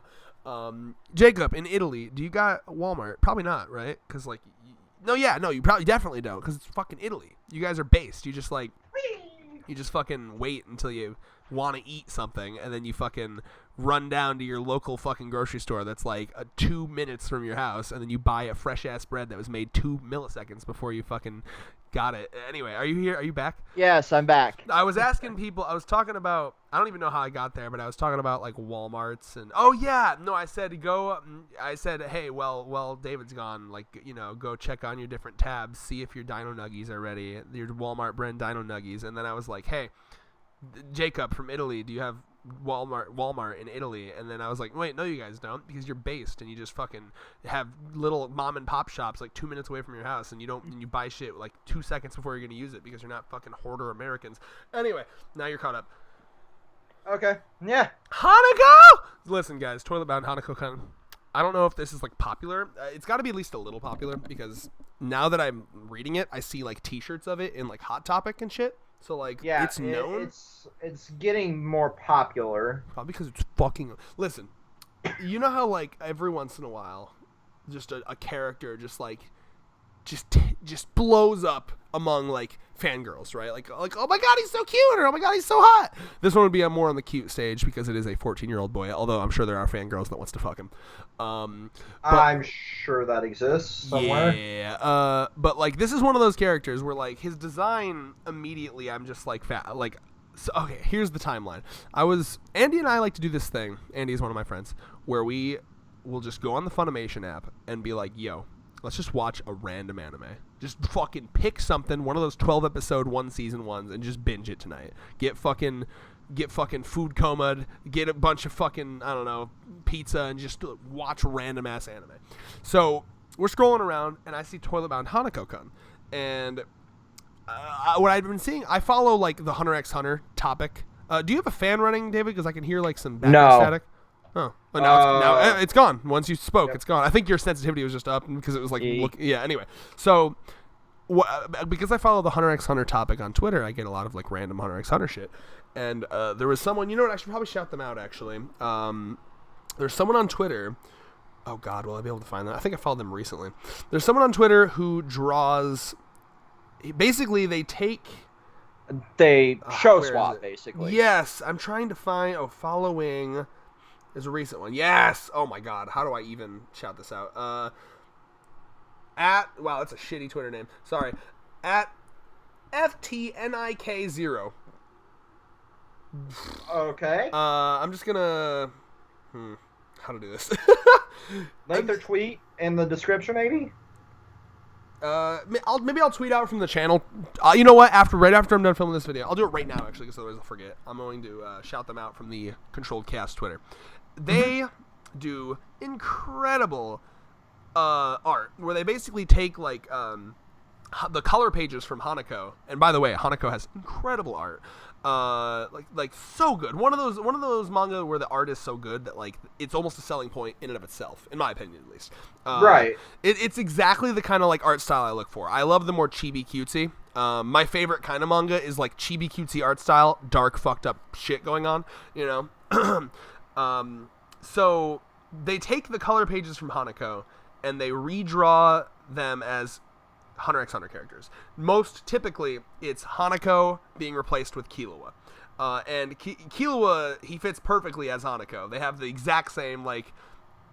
I think Hanako's probably a little bit sillier than Killua, but, like, they definitely have similar vibes, like, kind of like cat energy, you know what I mean? In fact, both characters have canonically been described as cats in their series.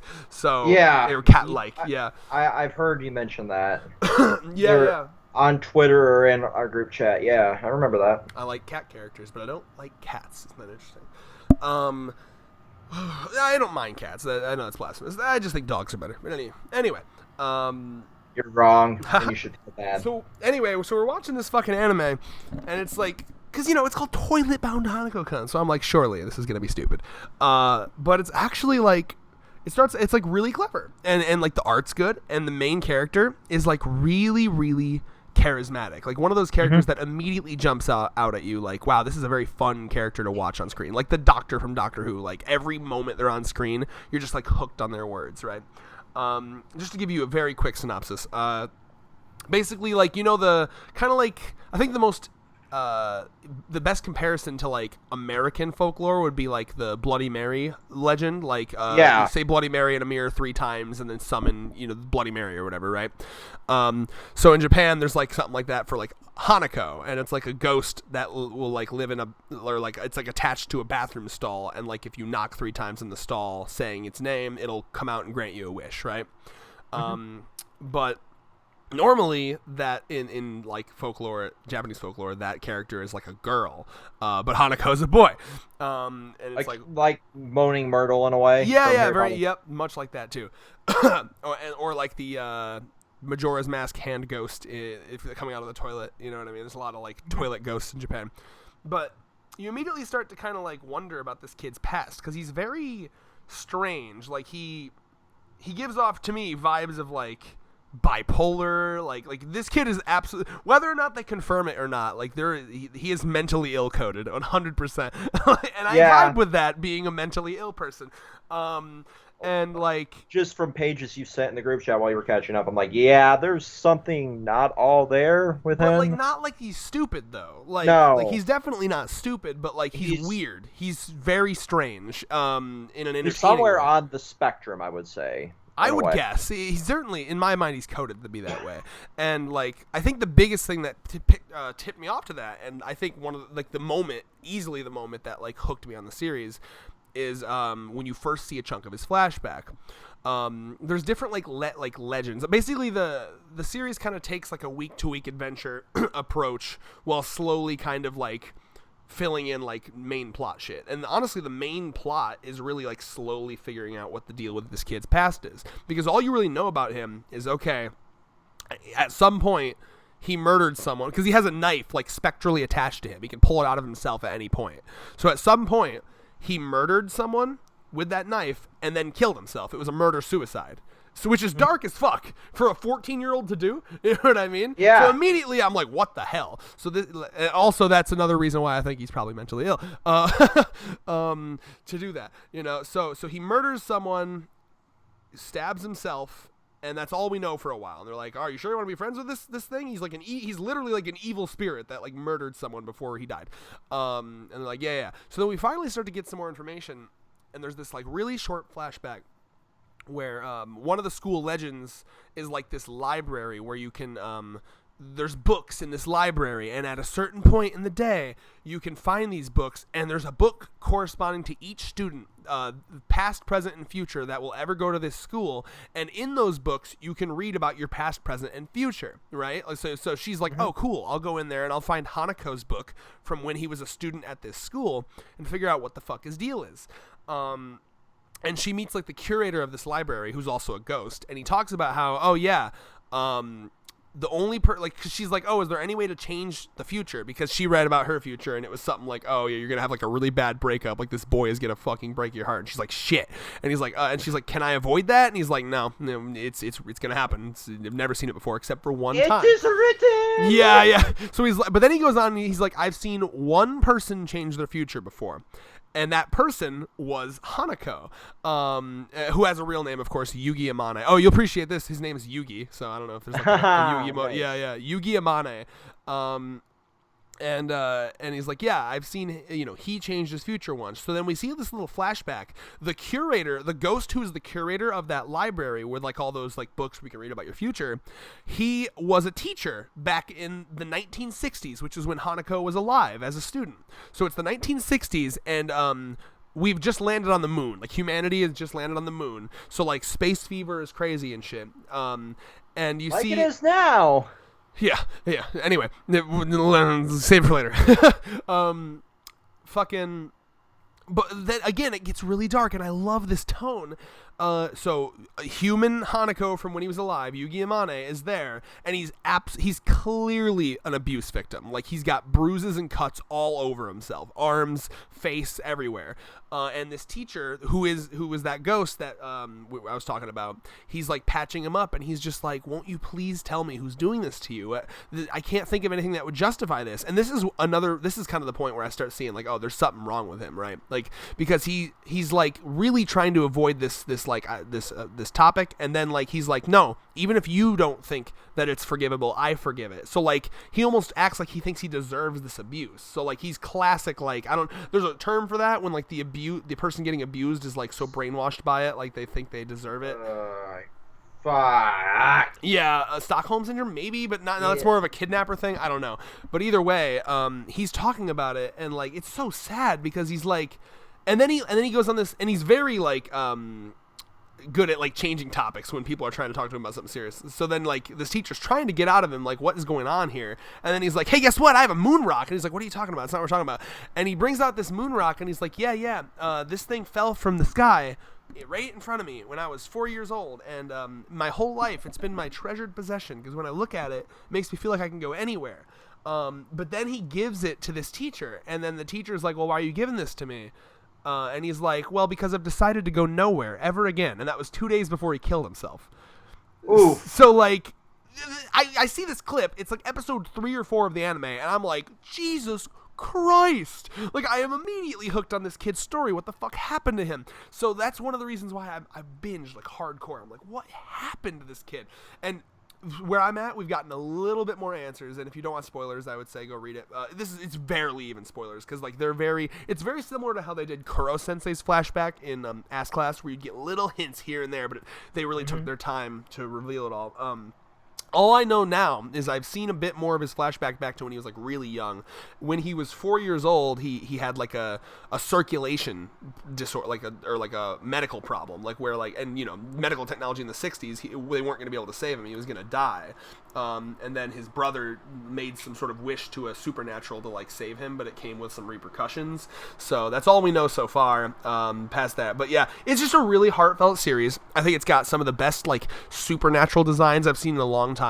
I love the art is phenomenal. The facial expressions are so good, and this character is just like, again, like I said, every time he's on screen, he's just one of those characters that like you can make a million headcanons about and like fan fictions about, because he's just so expressive. Like, when I read this series, I read into every single like thing he says. I'm like, oh, it's so cute. Oh my god, he's just so fun. I immediately wanted to cosplay him when I saw him, and I'm going to. Yeah, you've sent like your Amazon purchases, and you bought like the keychain and all sorts of shit. Yeah. Oh man, he's just a character. Every once in a while, I get that character that I just like kin and immediately becomes like one of my boys. It was Killua, and then Nagisa joined the fray, and now Hanako is literally on par with Killua and Nagisa as characters for me. So, what about Bill Cipher? That was one you were going to cosplay. And Alistair. I'm not talking about cosplay characters. I'm talking about like my fucking boys, dude. You know what I mean? Your boys. Oh, God. Like, you know how I have the Killua versus Nagisa like commission up there? Like if I was to commission that now, I would add fucking Hanako on it. Like that. Like he's in the fucking. Wait. Most artists keep those, but like raw files. Maybe you can have that person. That'd be badass. Yeah. Put a third like portion of it, and then you can just have that PSD file, slap that, and like triangulate that as a three-way clash. I might just get them hanging out. I don't know. Either way, that's my squad now. And I know I was just rambling there, but like all this to say, emotions wise, it's there. It's literally made me cry. Like, David, I ask you this: how many times have you cried from like a book or a comic or a manga? Like no sound, no voice acting. It's just like a book or a manga. How many times has just one of those made you cry? Most recently, it was Pokemon Adventures. Nice. Like literally tears coming out of your eyes. Yes. Nice. During the Red and Blue storyline, when Mewtwo and Blaine's like story was wrapping up, that was like, holy shit, that's dark as fuck and wholesome all at the same time. Midway through Volume 8, I literally was like sobbing. I was like, oh my god! Like I think it's incredible. I'm so glad it's getting more recognition. I hope the anime gets a season 2 because I will warn you, the anime it skips a lot of shit, which makes me I can only assume that they're going to like go back to it at some point because it skips like important shit. So we'll have to see. I know I tweet a lot of random shit, but there was another part in the Gold and Silver arc of Pokemon where Bryce was revealed as hopefully spoilers in 3, 2, 1 was revealed to be like the big bad of that storyline, and they had everybody doing their like every gym leader coming together because all the gym leaders know each other throughout the fucking period of time there, and all because he lost his Lapras at sea. That's why he went down this path of being the big bad. And then Agatha, I believe. It was Agatha all was the one that wrote this. Man, I'm bringing back Agatha all along. It's been fucking months, all right. Did you not? Have you not seen WandaVision? I have not. Oh shit! No wonder you don't get the reference. Okay, ignore that. Yeah, I know bits and pieces of it. I'm just waiting till Loki airs tomorrow, and I'm just fucking sitting down and binging all of that shit. Because then we don't have anything till Hawkeye until after fucking Shang-Chi comes out. I'm like, fucking, that's a what-if thing, too? Yeah. I think Hawkeye comes out first. I might be wrong on that. I'm not too sure. But they wrote a song when they were together as friends. And I tweeted that fucking translated song out.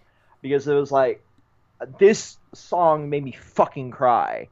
Because it's just like, for me, it was so Hanako, like I said, like one of his big dreams was like to go to the moon, which reminds me of the indie game To the Moon. I'm not sure if you've ever seen anyone play that or heard of that game. I saw PewDiePie play it. Yeah. Did like all of it? That shit was sad. Yes. It? Yeah. I'm so like, holy fuck. This manga's got those vibes, hardcore. And like so there's a moment where through some supernatural spectral bullshit, wibbly wobbly timey wimey, one of the main like female character ends up kind of meeting Hanako as a middle school age child at a festival, or maybe actually definitely like elementary, like very young, like 10 years old maybe, and basically like they're at a festival and they talk about how like at these Japanese festivals you can like go around from game to game and win these little like wishing slips, and then like you write your wish on the slip and then you tie it to a tree, and then maybe it'll come true, right? So Hanako, earlier, like before this flashback start, before she goes back in time and meets him, they're at like a spirit world festival that Hanako took her to, and he talks about how, oh yeah, well, if you get all the 5 different colors of the wishing slips, your wish will definitely come true. So in present time, she's like trying to get all these slips, and because she, you know, she has this like, there's a running gag with her where her ankles are like really thick. Like she has cankles, like like the main character. Oh God. And like people consistently make fun of her for that. They're like, Jesus Christ, are you okay? Or is that medically dangerous? Are you having a stroke? What's going on? Is it a blood clot? So she's like, oh, fuck, I'm going to get all those wishing slips and fucking fix my stupid ass ankles. Yeah. Yeah. That's so dumb. Right. It starts dumb, but then it gets amazing. So then the wibbly wobbly shit happens and she gets sent back in time, probably because she was in like the supernatural world, and she meets little kid Hanako, who, and keep in mind, now she has the knowledge now that this kid in the future is going to murder someone and then kill himself. So like, that's a little awkward, right? Like, at this point, it's like 9 years away from him. Like, no, not 9, because he's only like 10. Maybe like 4, 5, 6 years max away from like that happening. So yeah, sure. Say what? You'll go to the moon, sure. Exactly. Yeah. So it's very, it is kind of similar to like an Adolf Hitler, like fucking like accept him into art school. Praise his art. A little less bad though, because again, like the more. It's pretty heavily implied that like his murder-suicide was maybe halfway justified. Not the suicide part, of course. Because remember, again, not like fully justified, but he was like being abused, right? So it's heavily implied that he killed his abuser. You know what I mean? Right. So like someone was like abusing him physically often. So if he killed anyone, it was probably him. Anyway, I'm also leaving out certain details to avoid spoilers for people. So if people are like, but you're missing this thing, I'm certain things I'm leaving out. Anyway. Okay, so at this festival, though, she's got, like, every color slip except for one, and then she goes back in time, and Hanako, like baby Hanako, pre-death human baby Hanako, has the other color. And she's like, and at this point, it's not even the ankle thing, it's like, oh, fuck, I've traveled back in time. How the fuck do I get back? Maybe if I use the wish slip, would that send me back? So now it's like, kid, give me that fucking slip. And this kid's like, no, who the fuck are you? Not fuck, of course, he's a child, but he's like, who are you? Why are you trying to take my slip? But there's a lot of things you notice. Like, one, he's not with his parents at all, which is sus immediately. This kid's like 8, 9, 10 years old, and he's completely alone at this festival. So already like, maybe bad parenting, maybe something's going on there, right? But then he's wishing to get away. Yeah, probably. But then you have this, you know, basically finally after enough like convincing, she convinces like baby Hanako, like, okay, he's like, fine, I'll give you the slip, I guess. Clearly you're desperate, it's fine, it's whatever. And then she asks him like, what were you gonna wish it for? And he was like, well, I was gonna wish that someday I can go to the moon. And then she immediately was like sobbing, like, oh. And then at this point I'm reading and I'm like, you heartless fucking bitch, if you don't give him that slip back, I'll kill you. And then she goes a step beyond, and I love this, she goes a step beyond, she gives him all of the slips, including hers. And then she's like, write it on all 5 of them, it'll definitely come true. And then I have one of those like time loop moments where earlier in the arc, when present day Hanako told her, oh yeah, if you write it on all 5 slips, it'll come true. That he heard that as a child from her. So that already, right? So that already got me emotional. But then a double whammy was after she leaves, like she goes back to the present, and then it goes back to baby Hanako hanging up the wish slips, and then it zooms in on what it says, and instead of I want to go to the moon, it says I hope I can meet that lady again. I know, and then I was like dying, and then I'm thinking because the theory crafting is so good in this series, because then my brain goes back to, oh shit, that library guy talked about how Hanako was the only person he had ever seen that changed his destiny. The future book said that he would do this, but then he didn't, right? So is it because he made that wish? Did that set him down a different path? Like, what happened there? So it's just, there's so much to tackle, and that's just all I've mentioned is the Hanako past stuff. There's other, like, there's fun Scooby-Doo-esque adventures with like, oh, this different ghost, and oh, this different paranormal thing. This is a haunted thing that like does this. It's so good. I love it. Holy shit! It's a great series. Go read it. For me, like what I've been reading it on stream, and I've been recommending you to read it. There's 13 chapters, Red. Just sit down and read it. It's fucking DanDaDan. Okay, send it to me. So it's by Fujimoto's assistant. So already you should love it. timestamp so we can, mark this. Can you give me a timestamp? I'm sorry. I was definitely reading something on Twitter and not listening to you. I apologize. So what are we talking about now? DanDaDan. Okay. 143.45. Okay, so it's by Fujimoto's assistant. It is possibly. Are we really going to talk about it that long? You think? I'll trust in you. How do you spell that? DanDaDan. I've had to type it 1,000 times in the last 4 weeks. Right, so. By the way, I do within the next half hour. Let's try to wrap this video up so I can have some night. All right, thanks.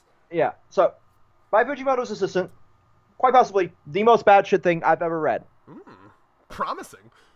So it's all about ghosts and occult shit and yada yada yada. It has a lot of that same premise of the demons. I imagine significantly less cute than Hanako-Kun. Terrifying. Cool. Absolutely fucking terrifying. There's one that you meet in the first 3 or 4 chapters. That's Turbo Granny. Wait a minute. That's a real thing. Wait a minute. That has to be a Japanese thing because Turbo Granny's in goddamn Mob Psycho 100. Have you seen Mob Psycho 100? I do not remember. Hold on. I'm bringing up Turbo Granny. Granny. Wait a minute. No, hold on. This is a podcast. We have plenty of time. Just wait for me to bring up the Granny. Okay. Oh, yes. Dash Granny. Dash Granny. Bro, I'm sending you the wiki page for Dash Granny. So this has to be a Japanese thing for sure. It probably is. Okay, here, take a look. That's fucking amazing. Here you go. Read about Dash Granny. Just a where'd you send it? Little, Facebook, my friend. There we go. It's popped up. Look at her.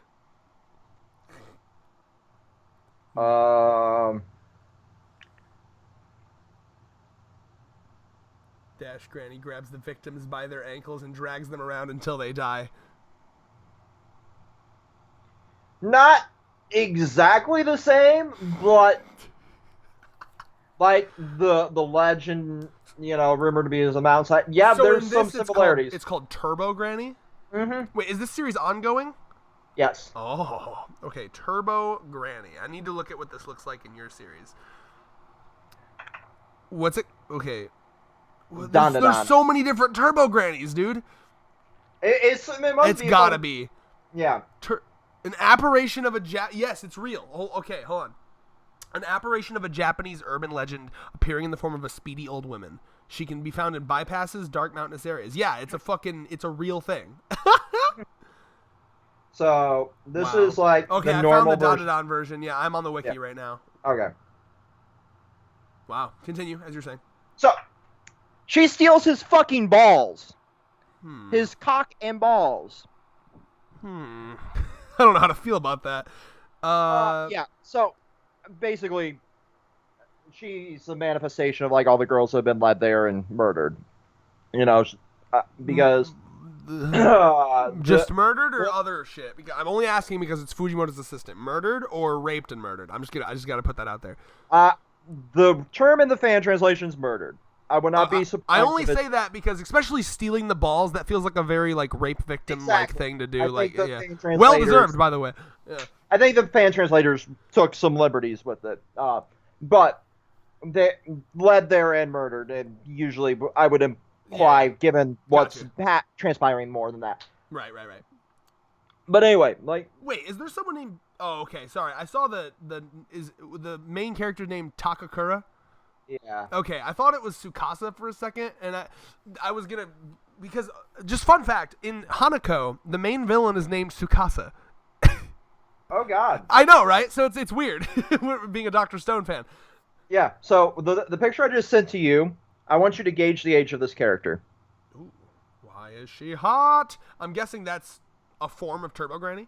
No. Oh, okay. She's got no bra on. That's just a colorized page. 42. She's the granny in the series. She's deemed granny by the main female. Is there any canonical age or no? Not that I've seen given. Okay.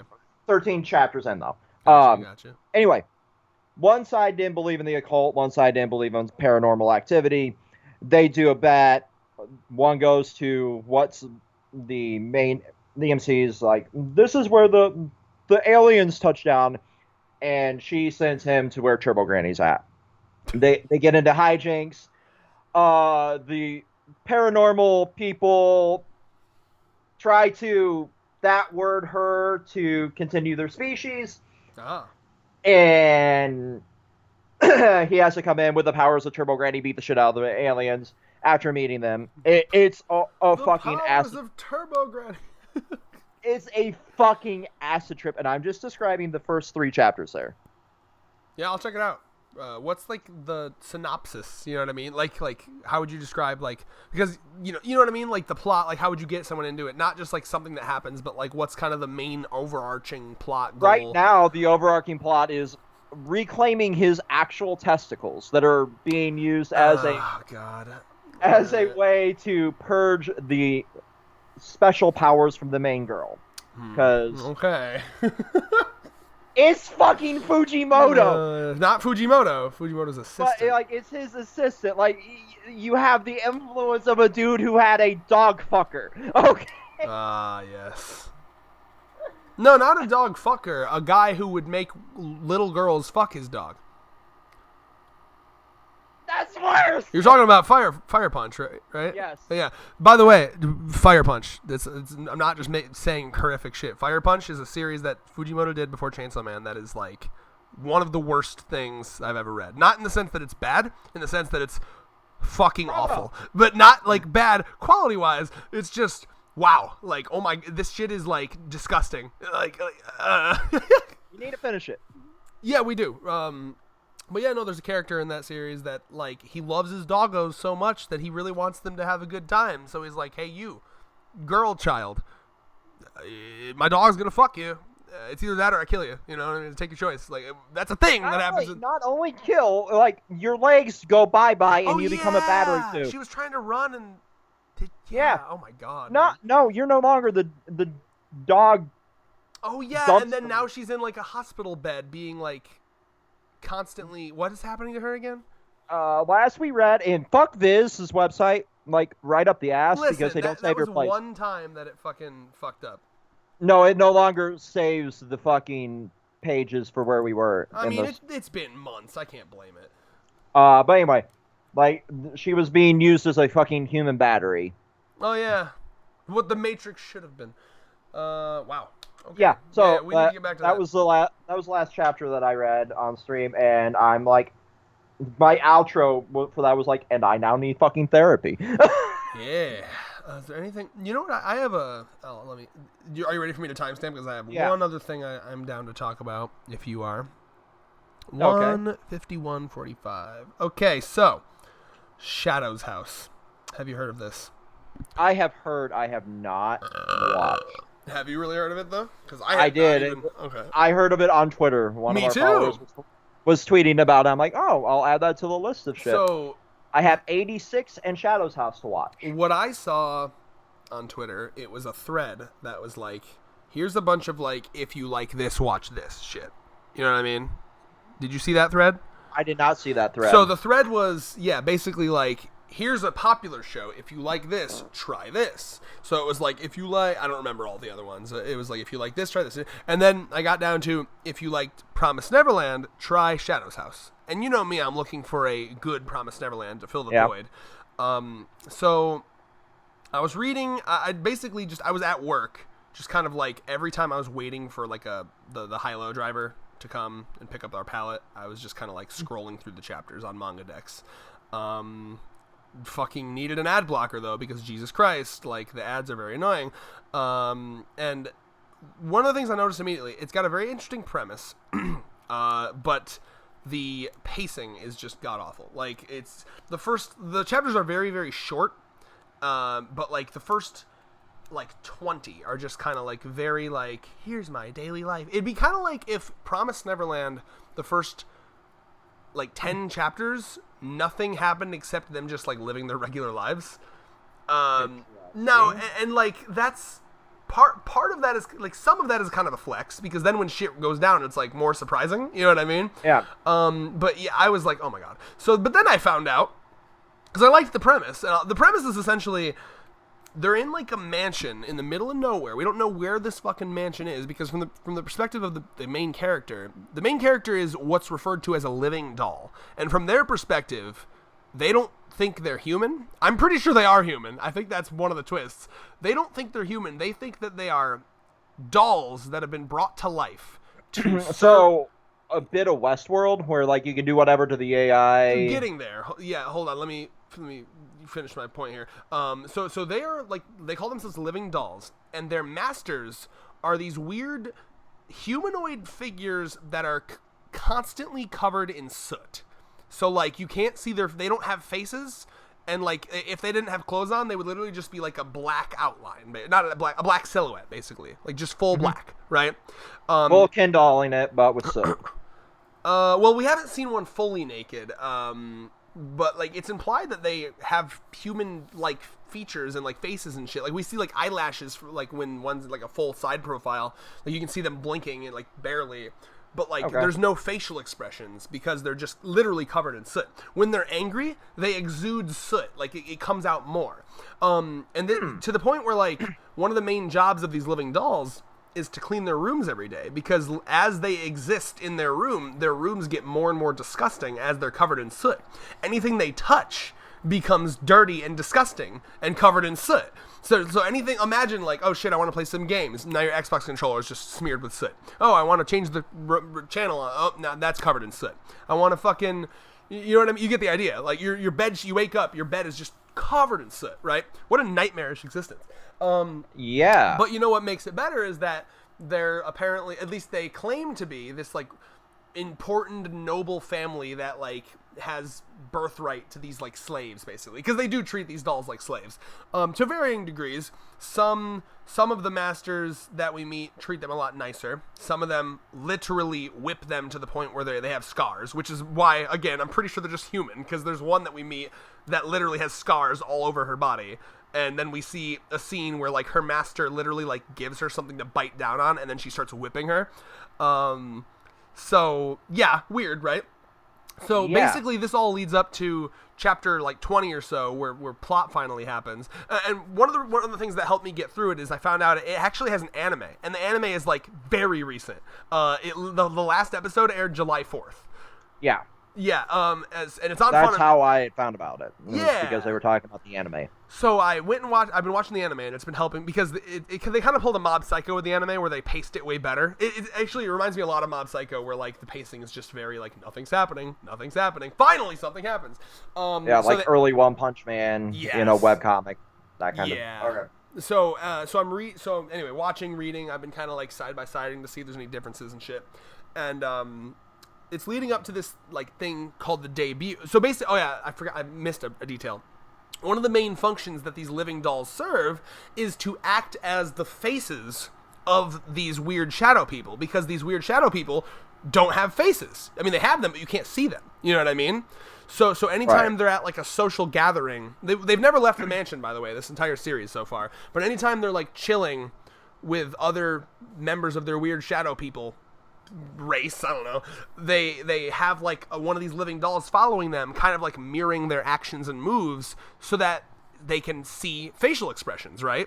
That's kind of their main purpose. So the main character is one of the living dolls, but she's like really, and they teach these dolls too, like they kind of have like this propaganda, like you shouldn't worry about needless things, you shouldn't think about like who you are, why you're here, don't think about things that don't matter. All you need to do is service your master. All you need to do is be their face. So like they're leading up to this thing called like, oh, the debut. Like you're going to debut, and like that's when we're going to test if you are a good face for your master. And if you're not, we're going to dispose of you.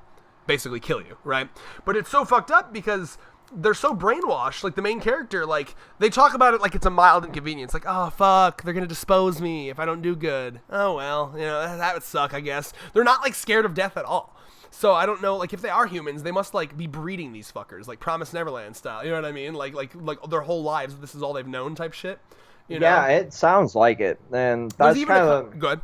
That's kind of the like vibe I got from like watching. I honestly forget who it was talking about on Twitter, but they were talking about this and 86 like simultaneously, and this one I got that vibe of like these people have to be like bred, mass produced, a la like the surplus farms almost. Yeah. And like there's even a conversation, and what's interesting too is like Kate, who is the main character's master, she's like much nicer than the other ones, and like she kind of lets her living doll like be more, you know, unique and shit. And they have a conversation where Kate's like, or her living doll is like, "Are you guys human? Where are you?" And she's like, "Well, let's not talk about that. Don't ask things you don't need to know about." So there's definitely shit being set up. I do think the pacing's a bit whack, but like watching the anime has been helping. I'm about halfway through it. And the fucking opening and ending slap so hard. Like that's the main thing that's been, I'm like, God damn, the ending slaps, dude. Like I just want you to watch like the first like 30 seconds of this ending. Like it's so fucking good. Okay. Right, I'm gonna send it. That shit slaps so hard. You got headphones on, right? So you'll be able to hear this bop. Yeah. Let me slap a earbud in here. You know what? Watch it from your phone. Can you watch it from your phone? So yeah, that's why I'm slapping an earbud. Perfect. I just need you to see, like, watch up to... I'll watch it at the same time as you two. So, I'm going to send you this clip. So it's in Facebook. I just sent it to you. Yeah, I'm just waiting for it to pop up. There we go. Watch up to 37 seconds, okay? Okay, loading. Okay, So, going. All right. Already the song, bopping. Mm.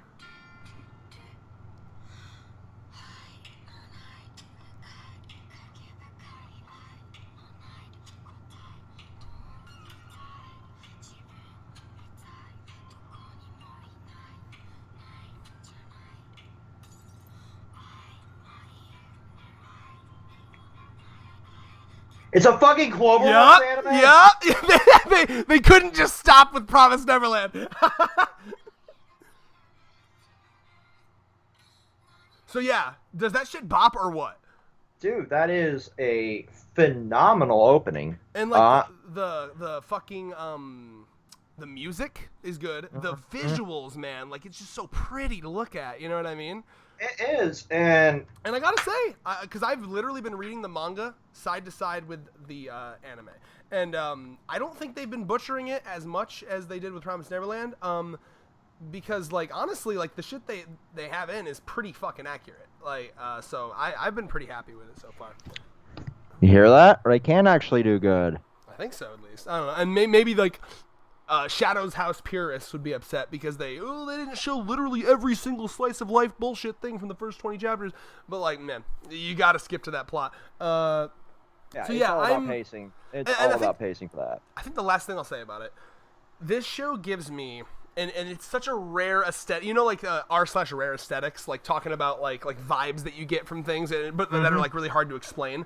Like the vibe I get from this, it makes me. Okay, I'm just gonna shout out some words, and I want you to try to vibe with me here. Okay, it makes me feel like 2007 to 2012 indie RPG Maker horror game that a Let's Player would play. I get what you mean. You know what I'm saying? So like, okay, yeah. Have you ever watched anyone play The Witch's House? You showed me a Let's Play of that, like so, yes. Like bit of the Let's Play, like it. Yeah, that is a vibe. Like, there was also a game called Ib. Do you remember that game? I do not remember that one. I think that was a thing. Ib. Yeah. Oh my God. All right. The Markiplier's playthrough of Ib. How long ago? November 2013. So like, yeah, basically like that's the vibe that I get from this series. It's very like creepypasta, like early internet creepypasta horror RPG Maker game, and I love it. Like it really taps into like scary stories you tell in the dark kind of shit. Kind of, not maybe a little bit, but like specifically like that was more my era of the like creepypasta-esque style stuff. Like internet bred horror, I think. Like very, because it's got that gothic style. Like one of the tags is literally gothic. Makes sense given the vibe it was given out. It definitely looks like something I'd get into. It's interesting. I would start with the anime. I already intended to, just based on what you said. I would say just go to at least episode 6. Like Okay. I know that's like half the series, but like don't judge it off, because even the anime, well, as not as bad as the manga, is very slow in the beginning. It's very, but like it kind of sets up the relationship between like the Shadow and her master, and so like, but give it a sec, you know, don't like be like, oh, this is boring. Yeah, and that's been a lot of the more recent anime, is like a little bit of a slow burn, and then it takes off, and it takes off hard. Yeah. I think would say it's already. Sorry, I didn't mean to cut you off. Go ahead. I don't think it's as good as season 1 of Promised Neverland yet, but if it continues at the quality it continues at, it would definitely be better than like the end part of Promised Neverland. So that's something. Well, I wouldn't even say this first season of Promised Neverland was good. Like the first arc, you mean? Well, I mean, the first anime season was the first arc. Yeah, but like they cut like all the like background like thought process. Right. Exclaimed all that and kind of butchered the mystique there. Right. It's interesting. I think where I'm sitting with Shadow's House right now is there needs to be like a big defining moment that like pushes me through. Otherwise, I'm gonna be like, that was all right, but not my thing. So I'm teetering right now. I'm right on the edge of like, maybe we'll see. You know what I mean? That's where it doesn't need to go full corpse party, but it needs to have a hook that drags you in to make you want to continue the series. Yeah, it's intriguing enough to make me to like. I haven't just dropped it, but I'm like, okay, but like something has to happen soon. Otherwise, I'm probably gone. Yeah. Yeah. And that's been me like with Elusive Samurai. So there's always that one thing that's like they're like, okay, this is interesting, but something needs to happen. Because I've still been I haven't read this week's chapter. I haven't read like half of this week's chapters actually. But I read what we would need to cover if we needed to, you know, sit down and film. Are we moving on to another topic now, or are we stopping soon? The last thing I want to talk about is Bo Burnham's Inside. Okay, hold on. So 205 43. All right. So you watched this before me. Well, yes. And I am a OG Bo Burnham fan. Fake fan. I have been recommending this piece of art to everybody that I've come across because it is the most necessary thing to come out of the pandemic. For our fucking generation, yeah, like this is huge. I think this is one of those things too that like really separates millennials and Gen Zers from like older generations, because this entire I think someone that hadn't gone through depression would look at this and be like, well, that wasn't even funny. What a shitty comedy special. Why did that's just a man in his room in his underwear like screaming, like, you know what I mean? But like to us, and if you don't know what we're talking about, Bo Burnham, he's a comedian. He did a special on Netflix. It's very good. His previous specials were just like normal stand-up comedy shows, but this one was him trapped in his house. Yeah, did everything himself during the pandemic. And it's just the perfect love letter to like the strife that our generation is going through. Mm-hmm. It's just kind of like, to me, it chronologues like, I think a journey that a lot of us had during the pandemic, which is like, oh my God, we're fucked as a species. Yep. You know what I mean? And like, I had already kind of known that, but there was like always a twinge of, this is going to get heavy, by the way, prep yourself. There was always a twinge of like optimism. Like, oh, well, you know, we could probably figure it out. I mean, we'll eventually, you know, humanity will, but like coronavirus, I think more than anything, it it like put the nail in the coffin of any belief that I had that humanity could work together on anything at all. You know, like when certain death is literally staring you in the face and like half of the population. You're sitting there screaming at a cashier because your fucking mocha was a little done wrong, or like. I think the big thing too, when you have, I think one of the more chilling stories for me was the one where I don't know if you saw, like a bunch of nurses were getting together to tell stories about people on their deathbeds dying from COVID, still screaming as they're dying that it's fake. Like, it's a fake virus. This isn't real. Someone poisoned me. Like, people, like, our brains, we're in this weird middle state between animal monkey brain and like evolved smart human brain, I guess. And it just, and I think one of my favorite ways I've seen it worded is like I saw a TikTok where they were talking like, there's so much information now. We're in an information age. You can look up anything. There are people that can handle that, and there are people that can't.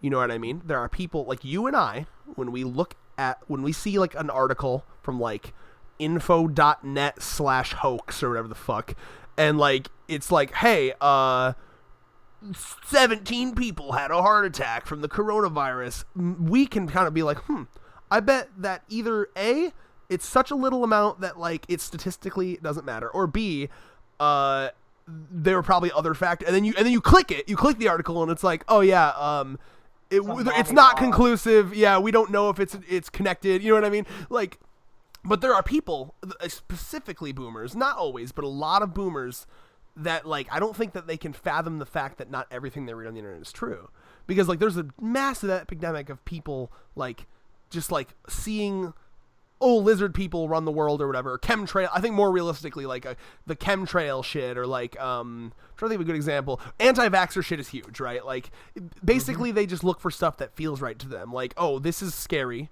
I don't understand how vaccines work, so I'm going to default to that they're bad. And the second they get any piece of advice from someone on the internet, they shut down. Yeah. So like these people can't handle the information, right? So like I don't think that the human brain is good at dealing with problems that require long-term solutions. You know what I mean? Like, I think we're good at, hey, there's a bull running at us, run away or shoot it, you know, fight or flight, you know, because that's the part of us that like an animal monkey brain, like we're good at that, right? But anything that requires like years of planning and like seeing this in advance, even something like this procrastination. Yes, even something like coronavirus, that's only about a year that we really dealt with it like hard.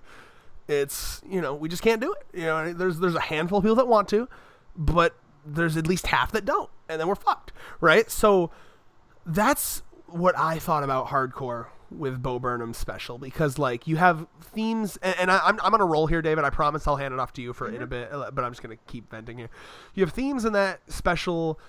It's like one of my favorite parts where he's like just talking like, is it necessary that everyone gives their opinion about literally everything at all the time? Or to word it in a different way, can anyone, literally anyone, shut the fuck up? You know what I mean? Like, so there's themes like that.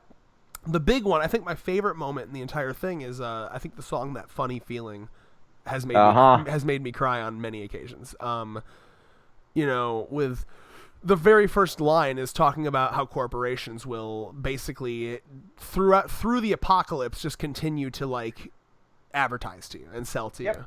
You know, in honor of the revolution, half off at the Gap. You know, like literally like hundreds of thousands of people in the streets, a movement bigger than the fucking civil rights movement in the 60s with Martin Luther King. And you have corporations like, yeah, BLM, you know what I mean? Like, buy our shit. Gay pride. Yeah. So, and then you have lines, I think another one of my favorite lines in that song is, I don't remember the exact number he gave, but it was like 40,000 years of this shit, 7 more to go. Like, and I took that as the amount of time that scientists have given us to like reverse climate change before it's just too late. You know what I mean? So you know, the whole special is just kind of like seeped in this nihilism of like, guys, it was a good run, but humanity is basically in its final lap.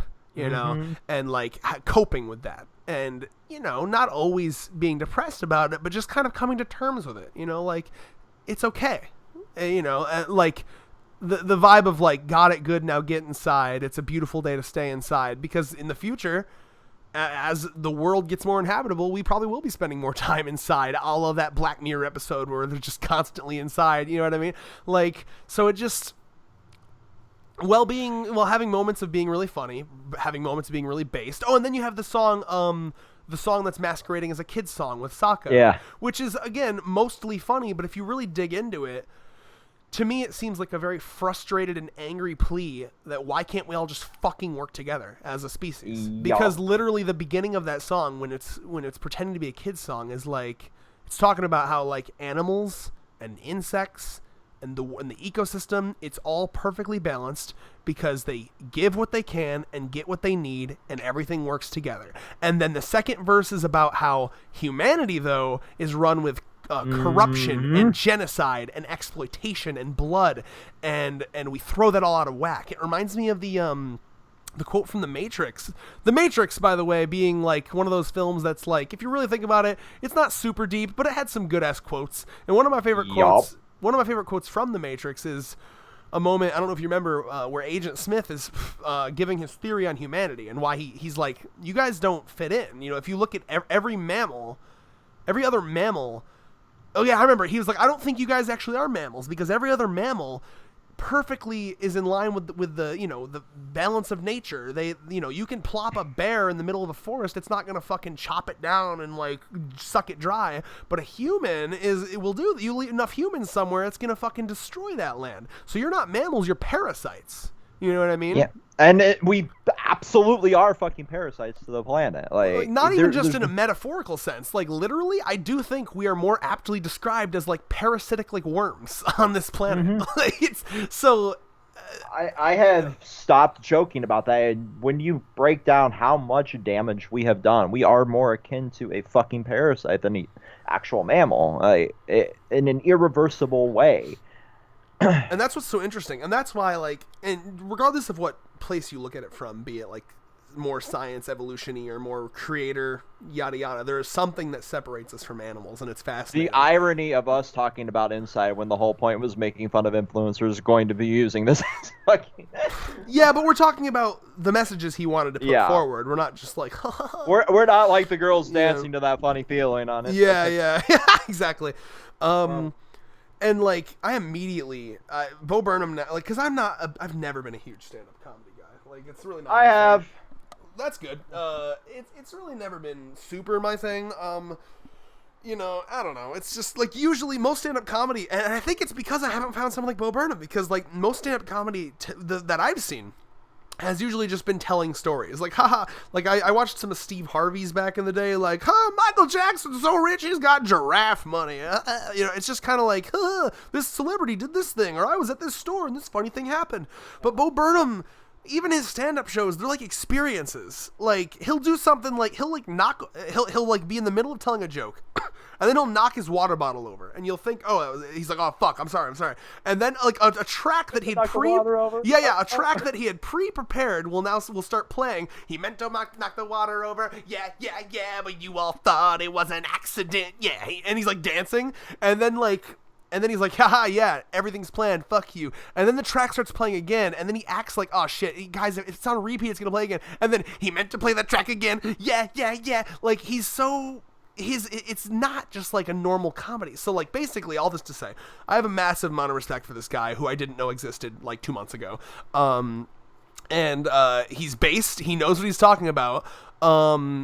I've shown you a little bit of Hassan Piker before, David. Yeah. You remember the political YouTuber, not Vosh, but the one that calls Trump supporters hogs.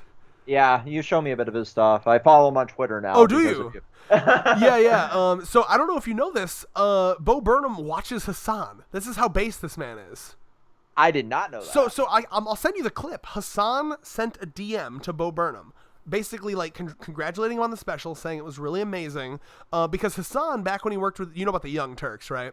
Yeah. When Hassan worked at the Young Turks, at some point, I think it was for that movie he was making, that like 8th grade thing. Do you know? Yeah. Yeah. At some point, the Young Turks interviewed him.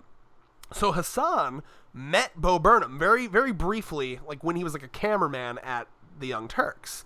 So so Hassan's like, hey, I loved the special. It was amazing. I met you very briefly as a cameraman. I'm sure you don't remember, but because I was just in the background, but I'm a huge fan, yada, yada. And then Bo Burnham literally responded. I'll send you the video where he was like, yeah, thanks, man. I wish I did remember, because now I've found myself to be quite a fan of your content, and it's actually gotten me through a lot of this bullshit over the past year. So Bo Burnham regularly watches Hassan. What a interesting world we live in, huh? Which, by the way, makes a lot of sense given that Sacco song, because that's very that's based far left, communism left. So like, basically all this to say, I really respect this guy, because he's You can tell it just feels so real. And then I'll let you do your tangent, David. But it just feels so real. It feels like exactly the kind of shit I've gone through. It's basically, I think, the best, I don't know, there's a word I'm looking for. The best journal, I guess, or like diary of the kind of shit that we've all been going through throughout the pandemic. Yeah. And it was just so real, so visceral. And it was just a story about a man's mental health just declining, and he tries to make it's just so good. I just heavily recommend watching it. It's very surreal. It's amazing. Go ahead, David. So yeah, I've followed Bo Burnham since his YouTube days, like early YouTube. He was one of the first channels I subscribed to. It was like Burnham hipster. Like, there was Achievement when I signed up for my current YouTube account. I was like Achievement Hunter, Rooster Teeth, Bo Burnham, and then a bunch of bands, so I could get their music videos when they dropped. This was like pre-Spotify era. So yeah, like, it was one of those things, and I found him simply because one of my friends showed me a Vine in fucking like late high school. I'm like, oh, that's pretty funny.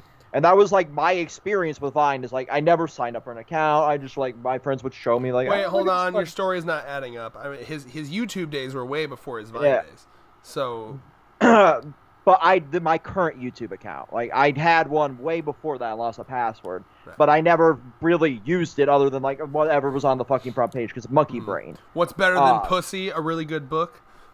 Yeah, that was. Anyway.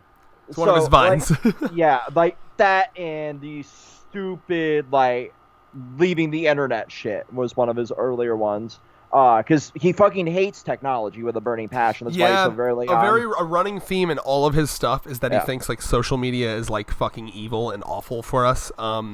And by the way, he fucking walks that walk, talks that talk, because he's, like, never on Twitter. No, like, I went to his Twitter, and, like, before Inside was coming out, he hadn't tweeted in, like, 2 years. He hadn't even liked anything in 2 years. Yeah.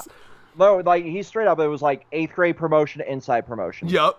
Yeah, and, like, the dude does not exist on, unless he has, like, a private account. He does not exist. Yeah. He does not exist online, like, straight up. Like, post, like, him blowing up on YouTube and becoming the phenomenon that he is, like, that was, like, it. Like, that burnt him out because it was, like, a cesspool of, like, bullshit, like, be held accountable for your actions. And, like, that bit there, like, the canceling bit was one of my favorite things. You talking about the Problematic song? The Problematic. It's one of my favorites. Yeah, as bops go, I really enjoy that one too. I listen to it a lot. So, like, it paralleled, like, my experience with the whole pandemic, everything. Because right around when that happened, I'm like, at first I was like, okay, like everybody, I thought, like, no, this is no big deal. This is no big deal. It'll blow over quickly. We have a government that has preparedness for this. I think maybe I will at least give myself some credit that because I was watching a lot of, like, lefty independent media online, which all the lefties were basically saying, this is not going to blow over quickly. Do you remember I did a whole Facebook post where I was like, guys, we aren't prepared for this at all. This is not going to be easy. Yeah, and then, I think normies, like, people that maybe, like, you know, didn't really pay much attention thought, oh yeah, it'll be like a month, you know what I mean? Yeah. Once I saw you, I'm like, well, I better dive more because I can trust you to follow more in depth than myself even. So I saw that. I'm like, well, let me dive a bit deeper down Red's style rabbit hole. I'm like, oh no, well, we gutted all this because, of course we did, because we have a fucking imbecile for a president. Anyway, Trump being president was not good. Yeah. But I even think Hillary would have done better, honestly. Oh, 100%. See, random quick side tangent here.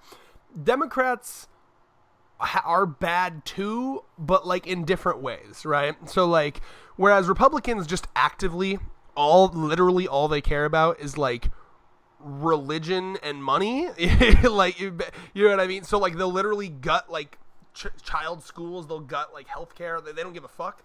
Democrats, they care a lot about Jesus Christ, my fucking sorry, I got so much goop in my throat.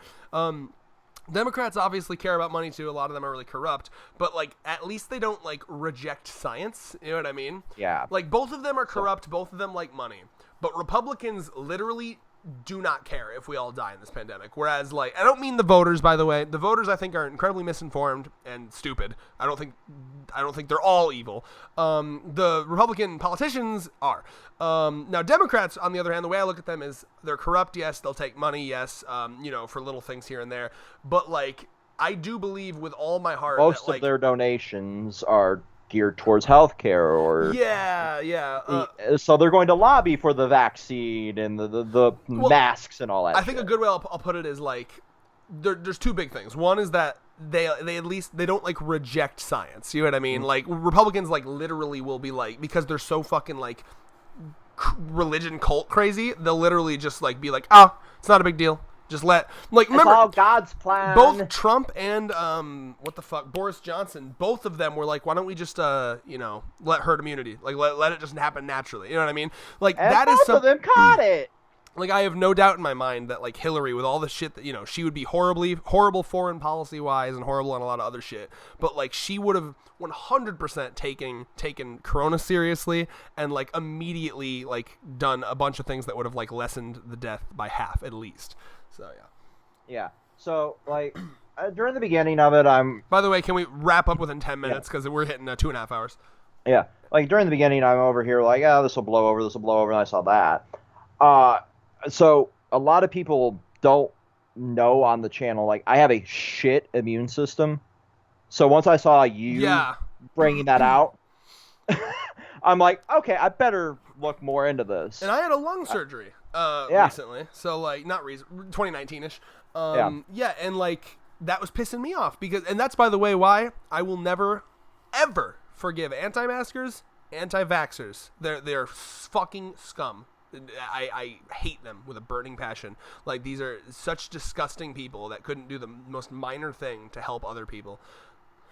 So like during the jump working at Amazon of all places, they didn't have a mask policy, but you start seeing people wearing. I'm like, are you sick? Do you have it? Normal questions you would ask during a time like that.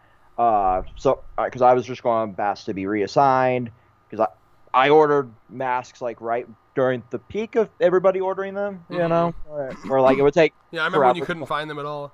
Yeah, and now you can still find them at a fucking dollar store. Anyway, like, so I was just like asking to be reassigned to another position, thinking this person had, and it's like, no, they were just like me. They were just like taking precautions because they had a shit immune system, and it kind of got me down this path of like, maybe I shouldn't assume the worst of people or just like overgeneralize just because of something like that. And it made me think like in a more sympathetic fucking mindset. And then I started seeing the nose bullshit and the like chin straps, and I'm like, okay, fuck all of you. And these were mainly like higher ups, like, I just care about the means of production. Well, like I wore the mask all the way through summer in the back of trucks where the mask itself would be like drenched, and I still wore it. You know what I mean? Like, and then you have people that are like, but I don't like it. Like, listen, these are, and it's funny because these are the people that like claim to be these alpha male fucking manly men with their guns, and it's always these fucking types of people that don't want to wear these masks. Exactly. They're such fucking bitches, dude. I can't, have my Viking beard in it. I love having facial hair, like, but I also am like, I fucking hated it in a mask, so I would be baby face shaved. You can go through the fucking timeline of like, once it got too much inside the mask, I'm like, well, fuck it, razor. And I fucking despise needles. And I still ended up being one of the first in my family to get the shot. Yeah. I fucking took an Uber to a fucking pharmacy to get the Johnson & Johnson shot. Because hate needles, I wanted the one and done. But like I spiraled through this level of like existential crisis during it, like realizing like how fucked we are the further and further we got. Like we're drawing out, restrictions longer and longer and longer because we could not get to cooperate as a fucking race of human beings. And I'm just sitting over here like, realizing that like this is the end of humanity. If we cannot come together for something like this, Yeah. something so simple like putting a fucking piece of cloth over our face, to where bars and events and everything that we as a bunch of Americans claim to love can open up safely, so we can actually further the means of our beloved system of capitalism. What the fuck can we actually accomplish? Yeah, I mean, especially when you have people like endangering people that they claim to love, like, you know what I mean, like bringing it home. Like I remember my girlfriend's parents. This was like peak, like maybe like July, or no, not July. When did I meet her? September. So this must have been like late summer. Like this was recently after I met her, because I met her in September. So maybe like September, October. They went to like a restaurant that was open, because this was like, they live in the middle of fucking nowhere, like country stuff. So they went to one of those restaurants that's like, we ain't closing, you know what I mean? And they were like full, no one with masks on at all, and they just went there, and then they came back home and told my girlfriend all about it, and she was so fucking pissed, you know what I mean? Because like that weekend we were all gonna hang out as a group, so now she's like, what if I have it, you know what I mean? Like Yeah, I know you brought up a story, you know, that she basically had to hide that she even got the fucking shot. Yup. I'm just over here when like, I mentioned that I got it in front of their uncle, they gave me like a fucking weird you look. fucking beta. This was the same uncle that made fun of my Minnie Mouse t-shirt too. So my also, now keep in mind, my girlfriend's brother is literally trans, like biologically girl, but like identifies and presents as male. So like I'm there, and like Allie and I were calling her brother, you know, he him pronouns, and then like the parents just don't give a fuck, like they purposefully misgender, you know what I mean? Like it's just, I can't, like, even if you, like, listen, I've been there before with, like, not understanding the trans thing and finding it confusing. But, like, man, if it's my kid and, like, fine, it'll make you happy. Going to fucking, come on, if it's my dude. kid, I'm going to make a goddamn effort to gender them properly. Like, at the very least, be like, listen, I don't get it. It's confusing to me. I you know, like, even if you want to say, like, it's certainly not what I wanted, a path I wanted you to go down, but listen. Whatever makes you happy, because you're my child. It's fucked up. So I use, you know, to the general public, I use they, them pronouns. To people close to me, I use the he, him, because it's less confusing to them. You know, people like you that I've known for fucking years and years and years. I'm like, I just don't care. Right. But so wrapping this up soon, though, because again, like, I need to go to work soon. In 9 hours, I have to get up and go to work. So like resume, all that, I use they, them, and I still have people calling me like, your name is male, we're going to call you male, and just like, okay, whatever. I've gotten to the point where like I'm numb to it, but it's still something that as a society we need to progress towards. The point that I was getting at through all of that, while still like goop brain from almost a 3-hour recording, is like the verse 3 and that funny feeling is the part that really fucking hit me. Yeah, I'm gonna get up those lyrics right now, actually. So get that up. Are you gonna say it or no? Yeah. So it's like a book on getting better. A book on getting better, hand delivered by a drone. Total disassociation, fully out your mind. Googling derealization, hating what you find. That's the one I kept hearing about, and I'm gonna need an explanation on that, because like I don't really know what people mean by derealization. So I'm going to actually bring up the textbook definition. No, but I googled it, and I didn't really, like, I was like, okay, it's kind of vague. Like I don't know. Like it was one of those things where like, have I experienced that? I don't know. Like that one didn't hit me immediately like it did with a lot of people. Yeah. So just for purposes, I'm bringing up the textbook definition really quick.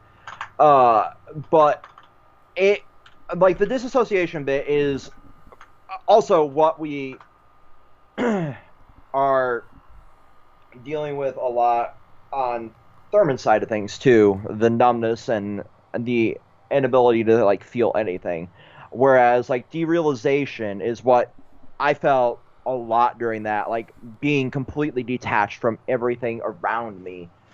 especially working at Amazon, where like everything you are a number, everything you do is a number. Nothing is important other than everything that matters to us. So like I just would detach inside my little cubicle and exist inside there, ignore everything around me. See, I can understand that, and I've talked to people that have felt that. I think with me, I've just always, like, my nature has always been, I'm a very emotional person. Like, so I've never, very rarely do I feel numb. I'm almost always just tragically sad or tragically happy. You know what I mean? Yeah. But so, like, the ones that got me more were, like, I mean, I'm just looking through right now, like, hold on. That unapparent summer air and early fall, the quiet comprehending of the ending of it all. That's been more me over this, you know, just like, oh yeah, we're fucked. We're so fucked. You know what I mean? Well, yeah, like we're I so talk to fucked, my sister constantly about like when anyone tries to be like, oh, why don't you want to have kids? I mean, with the exception, you know, with not even mentioning that they're a fucking nightmare to deal with and the money situation. Like, bring a child into certain death at like their 40s. Are you kidding me? Yeah. You know what I mean? Exactly. Like, no. I had that conversation with my now ex, like, because she wanted to have children down the road, but not until like financially stable. I'm like, by the time either of us would have been financially stable, yeah, there would be no future left for a child. Yeah. Like, hey, what can you say? We were overdue, but it'll be over soon. Like, fuck, dude. I'm just like reading through all these now. Yeah. And then like going to fucking the whole world at your fingertips, the ocean at your door, a gift shop at the gun range, a mass shooting at the mall. Yeah. It hits a little too a little too hard there. Yeah, the other one. I know you mentioned this one too. I love the visual of a book on getting better hand delivered by a drone. Yeah. Because like, I think of like again like a very Mad Max, Fury Road apocalypse where like everything's in mass chaos. Like it's just like, because we've seen these videos of like areas literally on fire, like the forest fires, and Amazon trucks will still be going through doing their jobs. I saw one that was dispatched from what was our sort center. Nothing stops the machine. I was told when I was worried that we were gonna have a fucking like mass riot in Grand Rapids around the time of the election. I was like, if there's a fucking riot, like a literal riot going on in Grand Rapids, I'm not driving into work. And they're like, oh, you have to. Find a detour or something. I'm like, all right, then I'm taking that week off because I'm not going to drive into work when there's a riot. Are you like, literally, they don't care. And so like, it's the same thing. So like, the visual of that chunk of the song of like, I'm imagining like an apocalypse out and like someone just like hiding in their home, ordering like a self-help book. Like, it's just so dystopian and like capitalistic and it's so good. Like during that time, our management said like, we'll shelter in place here. I'm like, you have a fucking fired corrections officer as a security guard. No, I imagine Amazon has pretty good security. I would be shocked if Amazon didn't have good security. There is no gun. There is no nothing there. I'm like, I'm fucking taking UPT. Suck my dick. Isn't that ironic that they don't that Jeff Bezos doesn't want to pay taxes? Because like, dude, like think about how fucked Amazon would be if it wasn't for like taxpayer cops. Because that's really what cops do. They protect capital. You know what I mean? Like think about it. If you're a homeless guy, they're not really going to be in a huge hurry to protect you from getting assaulted. But if you're a homeowner and something got stolen, Target, there's 50 police officers out there. Oh yeah. So the other one that really, especially like for our generation, the hit for "Welcome to the Internet," which was the other like super hit song from it. Welcome to the Internet's so good. Is fucking verse 6. See a man beheaded, get offended, see a shrink.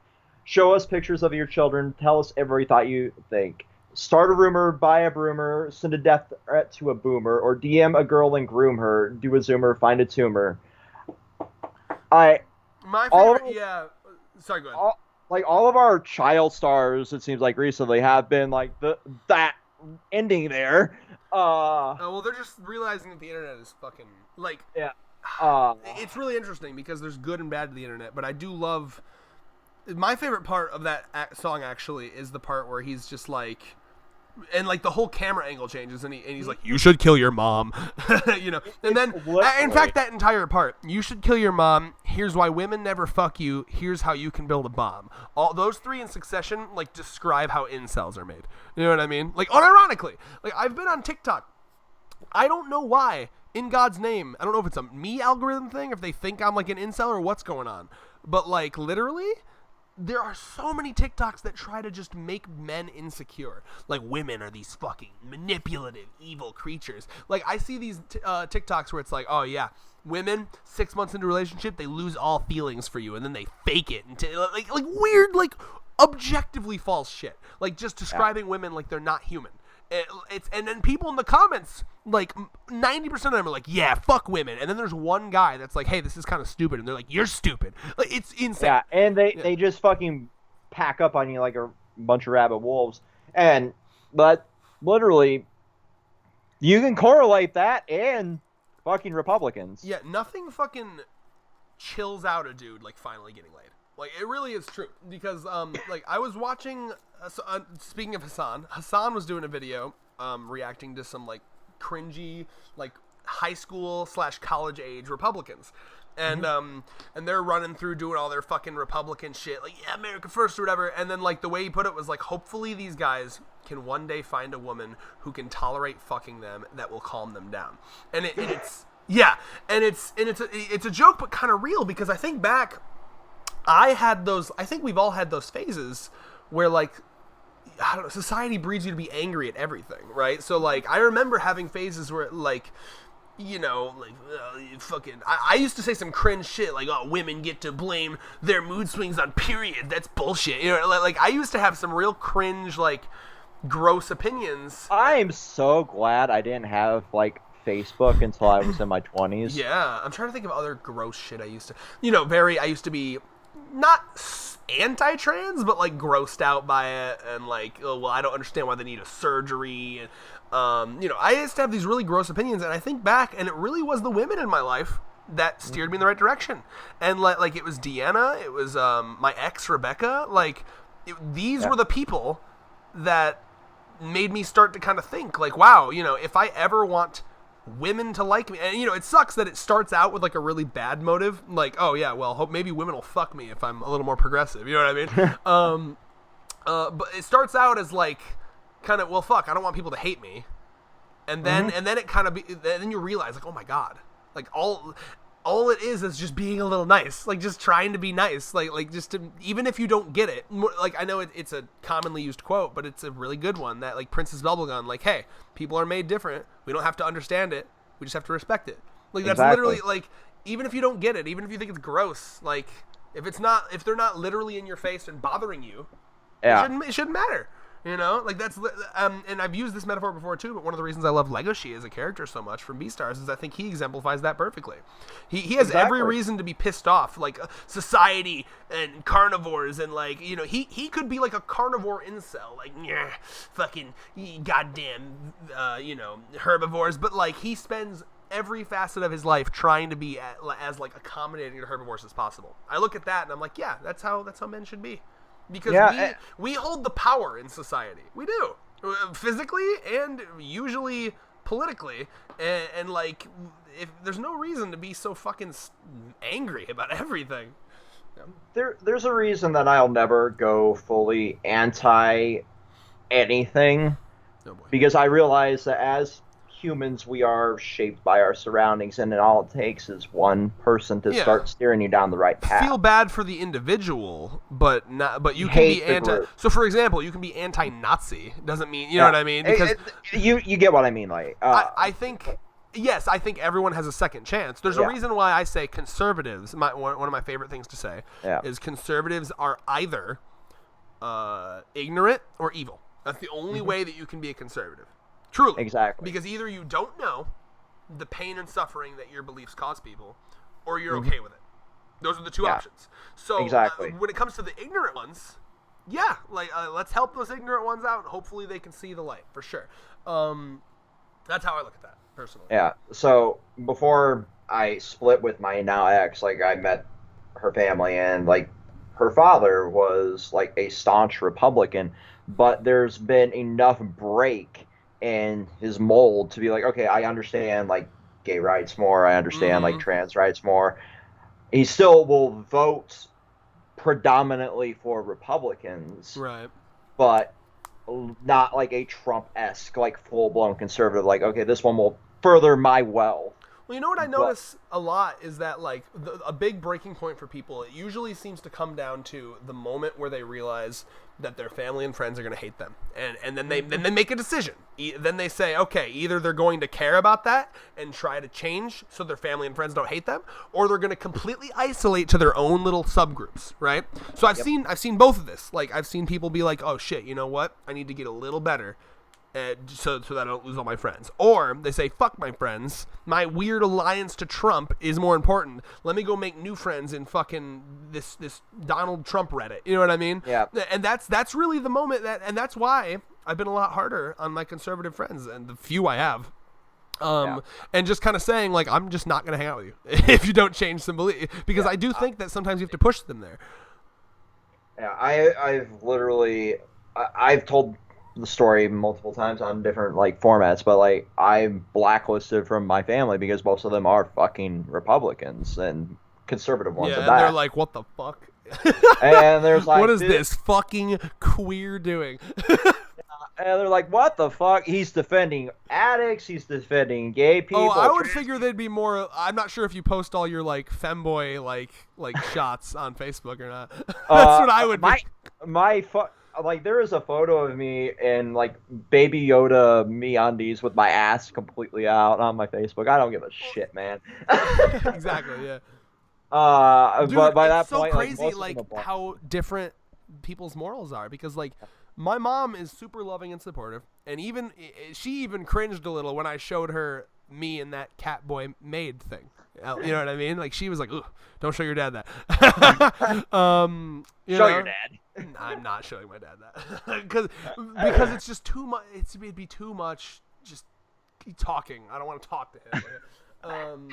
I love that the line is like the too much talking. I don't need to explain shit to him. Anyway, all this to say, I'm starting to wrap up here. Final things to talk about. Final thoughts. Anything? Hope you all enjoyed the podcast. This was really, really, really good. Like the conversations flowed. I had a lot to talk about. I really enjoy this. Eventually we will return to a normal format just because it does better for views and shit. But again, this is the kind of until everyone gets their shit together format.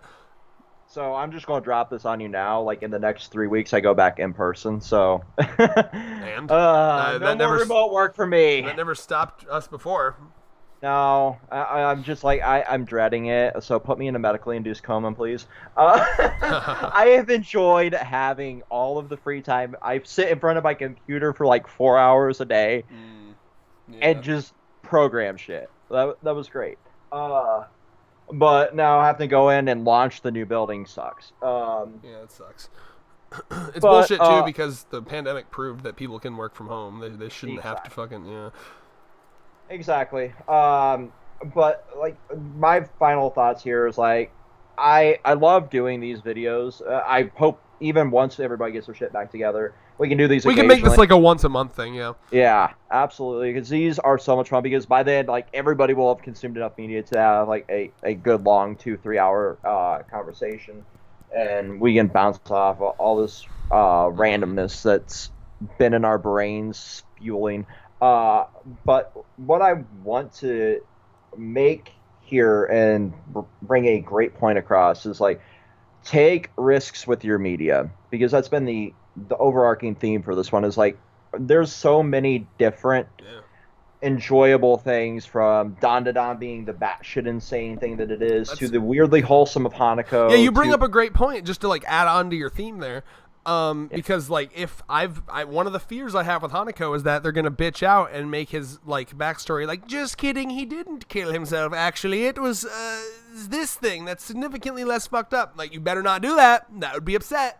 Exactly. Yeah. I like a very necessary piece of media like inside. And the thing I'm fearing with Rick and Morty is like they're just going to continue to be milquetoast with their plot. Beat it to the ground until it sucks. Yeah. It might go the path of The Simpsons, yeah. Yeah, I don't want to see that. And I know they joked about having 10 seasons, 100 episodes, something. They were ordered for 70 more episodes. Yeah, which would make it. That would make it the 100 episodes. Yeah. Hopefully, like by episode 100, we're not.